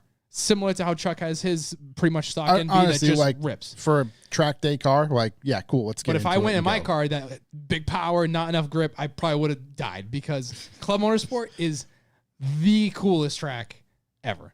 I mean, the elevation, you have to see it to really understand how ginormous, like you're on a mountain. That track is on the side of a mountain. Yeah. And so I went there because Dan was telling me about how his family kind of does that at the end of the year. That's kind of their thing, is they do a club in November at the end of every year. So I was like, oh, I want to tag along. So we went, and it was me, Dan, and his cousin Nicole, and then this family friend Wes, who has an A4 Audi. She has a GT4 Porsche, and I have this cute little dinky Miata that me and Dan are sharing all weekend. So I was having a blast, though. I mean, I didn't pass anybody, but I was going pretty quick. I had Dan tutoring me, and Dan's a really good, he's a spec Miata driver. He's one of those guys who, as smart as he is, with doing the mechanic stuff, he has that same brain for motorsport. He is very talented. He does ice racing, all kinds of stuff. So he taught me a lot of stuff, and I picked up on it, I'd say, pretty quickly. I was pretty excited. I enjoyed my times there. But so the sick part about this track, while we have it pulled up for people listening, turns 7 through 9B to 10 is the wildest turn. And this track is, I would not have done this track I have no track experience or a fast car. Going with a slow car is probably the best. Slow car gripped up is the best way to experience this, because even this picture, it looks flat. It's not flat. That is so that very top left corner is probably where you start the roller coaster. So that you can see it comes down with that tree line. Yes, you see. So that straightaway, that mini straightaway climbs, and then you just start your descent. And that center of the track at the U where you have in the middle of 8, I would say where that is, it's a giant dip, and it's a fast turn. I'm in that NA Miata clicking up to 4th. I think I seen it's probably 90s to almost 100. I had my telemetry, however you say that. I can't speak. But crazy. The whole car is completely on the edge of a grip, and Dan was showing me the line. You have to be on every rumble strip. In other words, you're going off this track if you don't do that. And you have to stay flat out through the whole thing. Don't lift. Don't be scared, because especially in the NA Miata, as you come through, you see that back top right section there, that straightaway that goes into the hairpin section. It's a giant uphill again. So now I'm in this slow ass Miata. Right. So if every time but you're doing a good lap because you're looking at the RPMs. Because now when you exit at 5,000 RPM instead of 4,000, you are carrying that speed much faster up this gigantic slope. Yeah. And the straightaway is the same thing. It's a big slingshot. You just keep coming down this big slope. The whole track is just a giant, it's a roller coaster. Yeah. Because it goes down, and as soon as it goes down, it shoots you right back up. And that track is surreal. But it's dangerous. Like, you see the big U section that I mentioned that was going in 4th gear. There's not a lot of runoff there to be going almost. If you're in a big boy car, you can easily go way over 100. You know what I mean? That track's scary. And I see why they do so many private, and it's hard to get in there because, I mean, you put a beginner on that, you might be mopping up a lot. I mean, look at turn 1. Look at turn 1, how much runoff you have, and that's all concrete into a big wall. I was just saying, turn 1 after that the longest straight on the track. And like you said, downhill. On the straight, I know for a fact I got in 100 in a bone stock 1.8 NA Miata. So it's like in any real car, like there was GT3 RSs there, there was big boy cars there the whole time, and they were flying. So it was cool. But I say that NA was slow. We put Dan behind the wheel when he was showing off. There was GT3 RSs. Dan was just walking them by, and this is bone stock NA. So that's, again, it depends on the driver. But we got a gravel pit in the middle. I don't know. It looks like they were building it, because it doesn't even look like there's tarmac. I think this is the old picture, but you're right. Well, it's such a wild track, like nothing I've experienced before. So this season I plan on trying to hit all the tracks that you don't usually get the chance to drifting. I really want to do Palmer next. I'd like to do what Lime Rock. Just to say I did it. Yeah. What else is Watkins Glen? Yep. Watkins Glen has like really good hiking, and now I'm into hiking, so I kind of want to make a full week out of that. Like, Buddy, do the wait hiking. till I tell you about the Golden Road. Brother, I want to be on that Golden Road with a golden stream, But it's cool. Grip racing stuff is cool, and at the end of the day, there's a lot of heavy opinions I have about what car is the best chassis and blah, blah, blah. I drive my Miata to work, I race it, I drift it, and I make it back Monday just in time to go pull into my 9 to 5. So I love that car. It's a good platform. I love that car. It's tough to argue. It's a good platform. It's good. It does it all. It's a hot boy show car. If you want it to be a hot boy show car, it does it all. I like it. I get it. It's a more feminine vehicle, but with the right modifications, it can look. I was just thinking. I didn't see, not that I can remember anyway, the Audreyan Young Timers Gathering, the thing we went to. Yeah. No Miata there. There was that one. Was there one? It was a first gen. What is that? NA. Yeah. Red. Okay. NA. Bone stock. Just red NA. perfect. Yeah. Great Put specimen. it all on the table. Just great. He said, specimen. "Listen, it came right the first time." I can't. As God intended. Right. What am I gonna do, man? Yeah. Listen. You can't mess with David. Yeah. Yeah. That's great. Well, that was a great update. That was good. That was a lot of stuff. I like where you're trending. Hopefully only trending up. I don't want any more when does the fun start at Final Bout this year. No blown turbos, no pink eye. I had pink eye a few weeks ago, so I'm already not off to a good start. Dude, what are you got to stay out of butts, my guy. Bro, I can't help it. You got to stay out of butts. I drive a Miata, dude. You've been out there munching. I'm a mud monkey, though. What can I say? Oh, my God. Dude, you've been playing in the mud too much. I might be going I might have to get off-road tires for the Miata next. You know what I mean? Jesus, What are we doing? Digging for gold up in Put that on some thing. fucking glasses at least. Do something. Damn. Oh, my God. Where's your PPE when you need it? Oh, my God. Yeah, you've been munching too much. Monticello. You just I fucking- don't know about that track. We got to look into it. Buried to the ears. Pull it up real quick. We got time to look that up real quick? Monticello? Monticello. I've never heard about that ever once. You've never heard of Monticello? You know about it? I don't know about this. Are you kidding me? Monte Carlo? I know about Monte Carlo. Spa? El Camino? Del Rey? Let's look at Maranello? Oh, Whoa. look at that. What a photo. They got horse racing there, too. Brother, get me on the horse. Look at you. That could be you. I think you were on the horse I too. One love- horse. Yo, You've been on that. That guy in the back, that's how I look as soon as I drive with the Borg Warner on that thing. Clinging on for dear Yeah, life. I think you've been on the horse too much. Just hanging on to that ass. Where is this track? New York? Monticello, New York. That thing is gigantic. So it's 2 tracks. I think it's a lot of I think tracks it's in a one. lot of. I think it's a lot I of see. place. Okay, I see the overall. If you follow the outside, Yeah. how it's one circuit. But yeah, why don't they do drifting here? I see so many good circuits. I'm gonna be honest. I don't think they would allow a drift vehicle on No, this no. track. dude. No, I think honestly, I don't You'd even blame. have a hard time if you showed up in your little orange thing. Yeah. Nah, I think I'll be all right. Mine's a real racing kit, not like these Origin Labos. Oh, it looks like they do the nonsense. Miata series right there. It looks like Yeah. a photo of a bunch of them Oh, that skirting looks around. like Cup Miata. Skeeting. That guy's ski. Look how far back he is. That's how I'd be laying in my bride, to be honest. Dude, Yo. you're trying to stay away from the pink eye. That's what you need to be. That's how you get the pink eye. My guy's Yeah. gangsta leaning to catch a hot whiff. That track's cool. Yeah. Is there elevation? Like, it doesn't really look Yeah, like dude. it. It's built on the side of a. Well, not really. I Is it guess though? not a It looks cliff. like a valley. No, it looks like there's some elevation for sure. I kind of Yeah, see. you can see. I see the tilt. Yeah. Yeah. That's cool. That looks like it's also $500 like Lime Rock is for a track day. I'm down. Yeah. I mean, I've Oh, never. Mass Oh, there Tuning you go. did it. There you go. There you go on the track festival. That's huge. Oh, that's this year. All right, August cool. 3rd is Ladies' Day. Perfect. Bet. I'm on it. Mass Top Tuning top track down. Bring your hair dryers for the ladies roadster showdown. April 12th, Monticello Motor Club. Dude, if you pulled up and just left your helmet on the whole time, you'd pass. I'm here for advanced group. I think that's a good place to end it. Yeah. I think it's a solid place And to end a it. high note. Yep.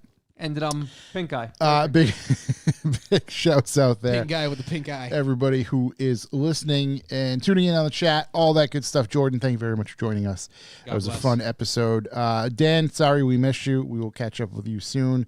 Again, just like Seamus, I'm always intrigued to talk to people just like him who are so just in-depth and chocked full of knowledge. Super tism. Right, they got the tism. I mean, those two, I can only imagine. They don't even talk. They just telekinesis via talk. You ever seen like Step Brothers? I imagine it's like that. Like, you want to do karate? And yeah.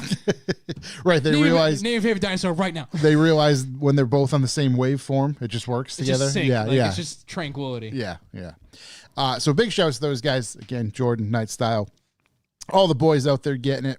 Jealous of the boys' trip to Japan. We did see that as well. I'll get out there soon. So again, big shouts to everybody in the chat, everybody who's listening, tuning in on YouTube, all that sort of stuff. We'll be back next week. Make sure to share us, go to our website, sign up for the B4B. That's all I got this week. Peace. T's and P's. Good night, Road See ya. Kings.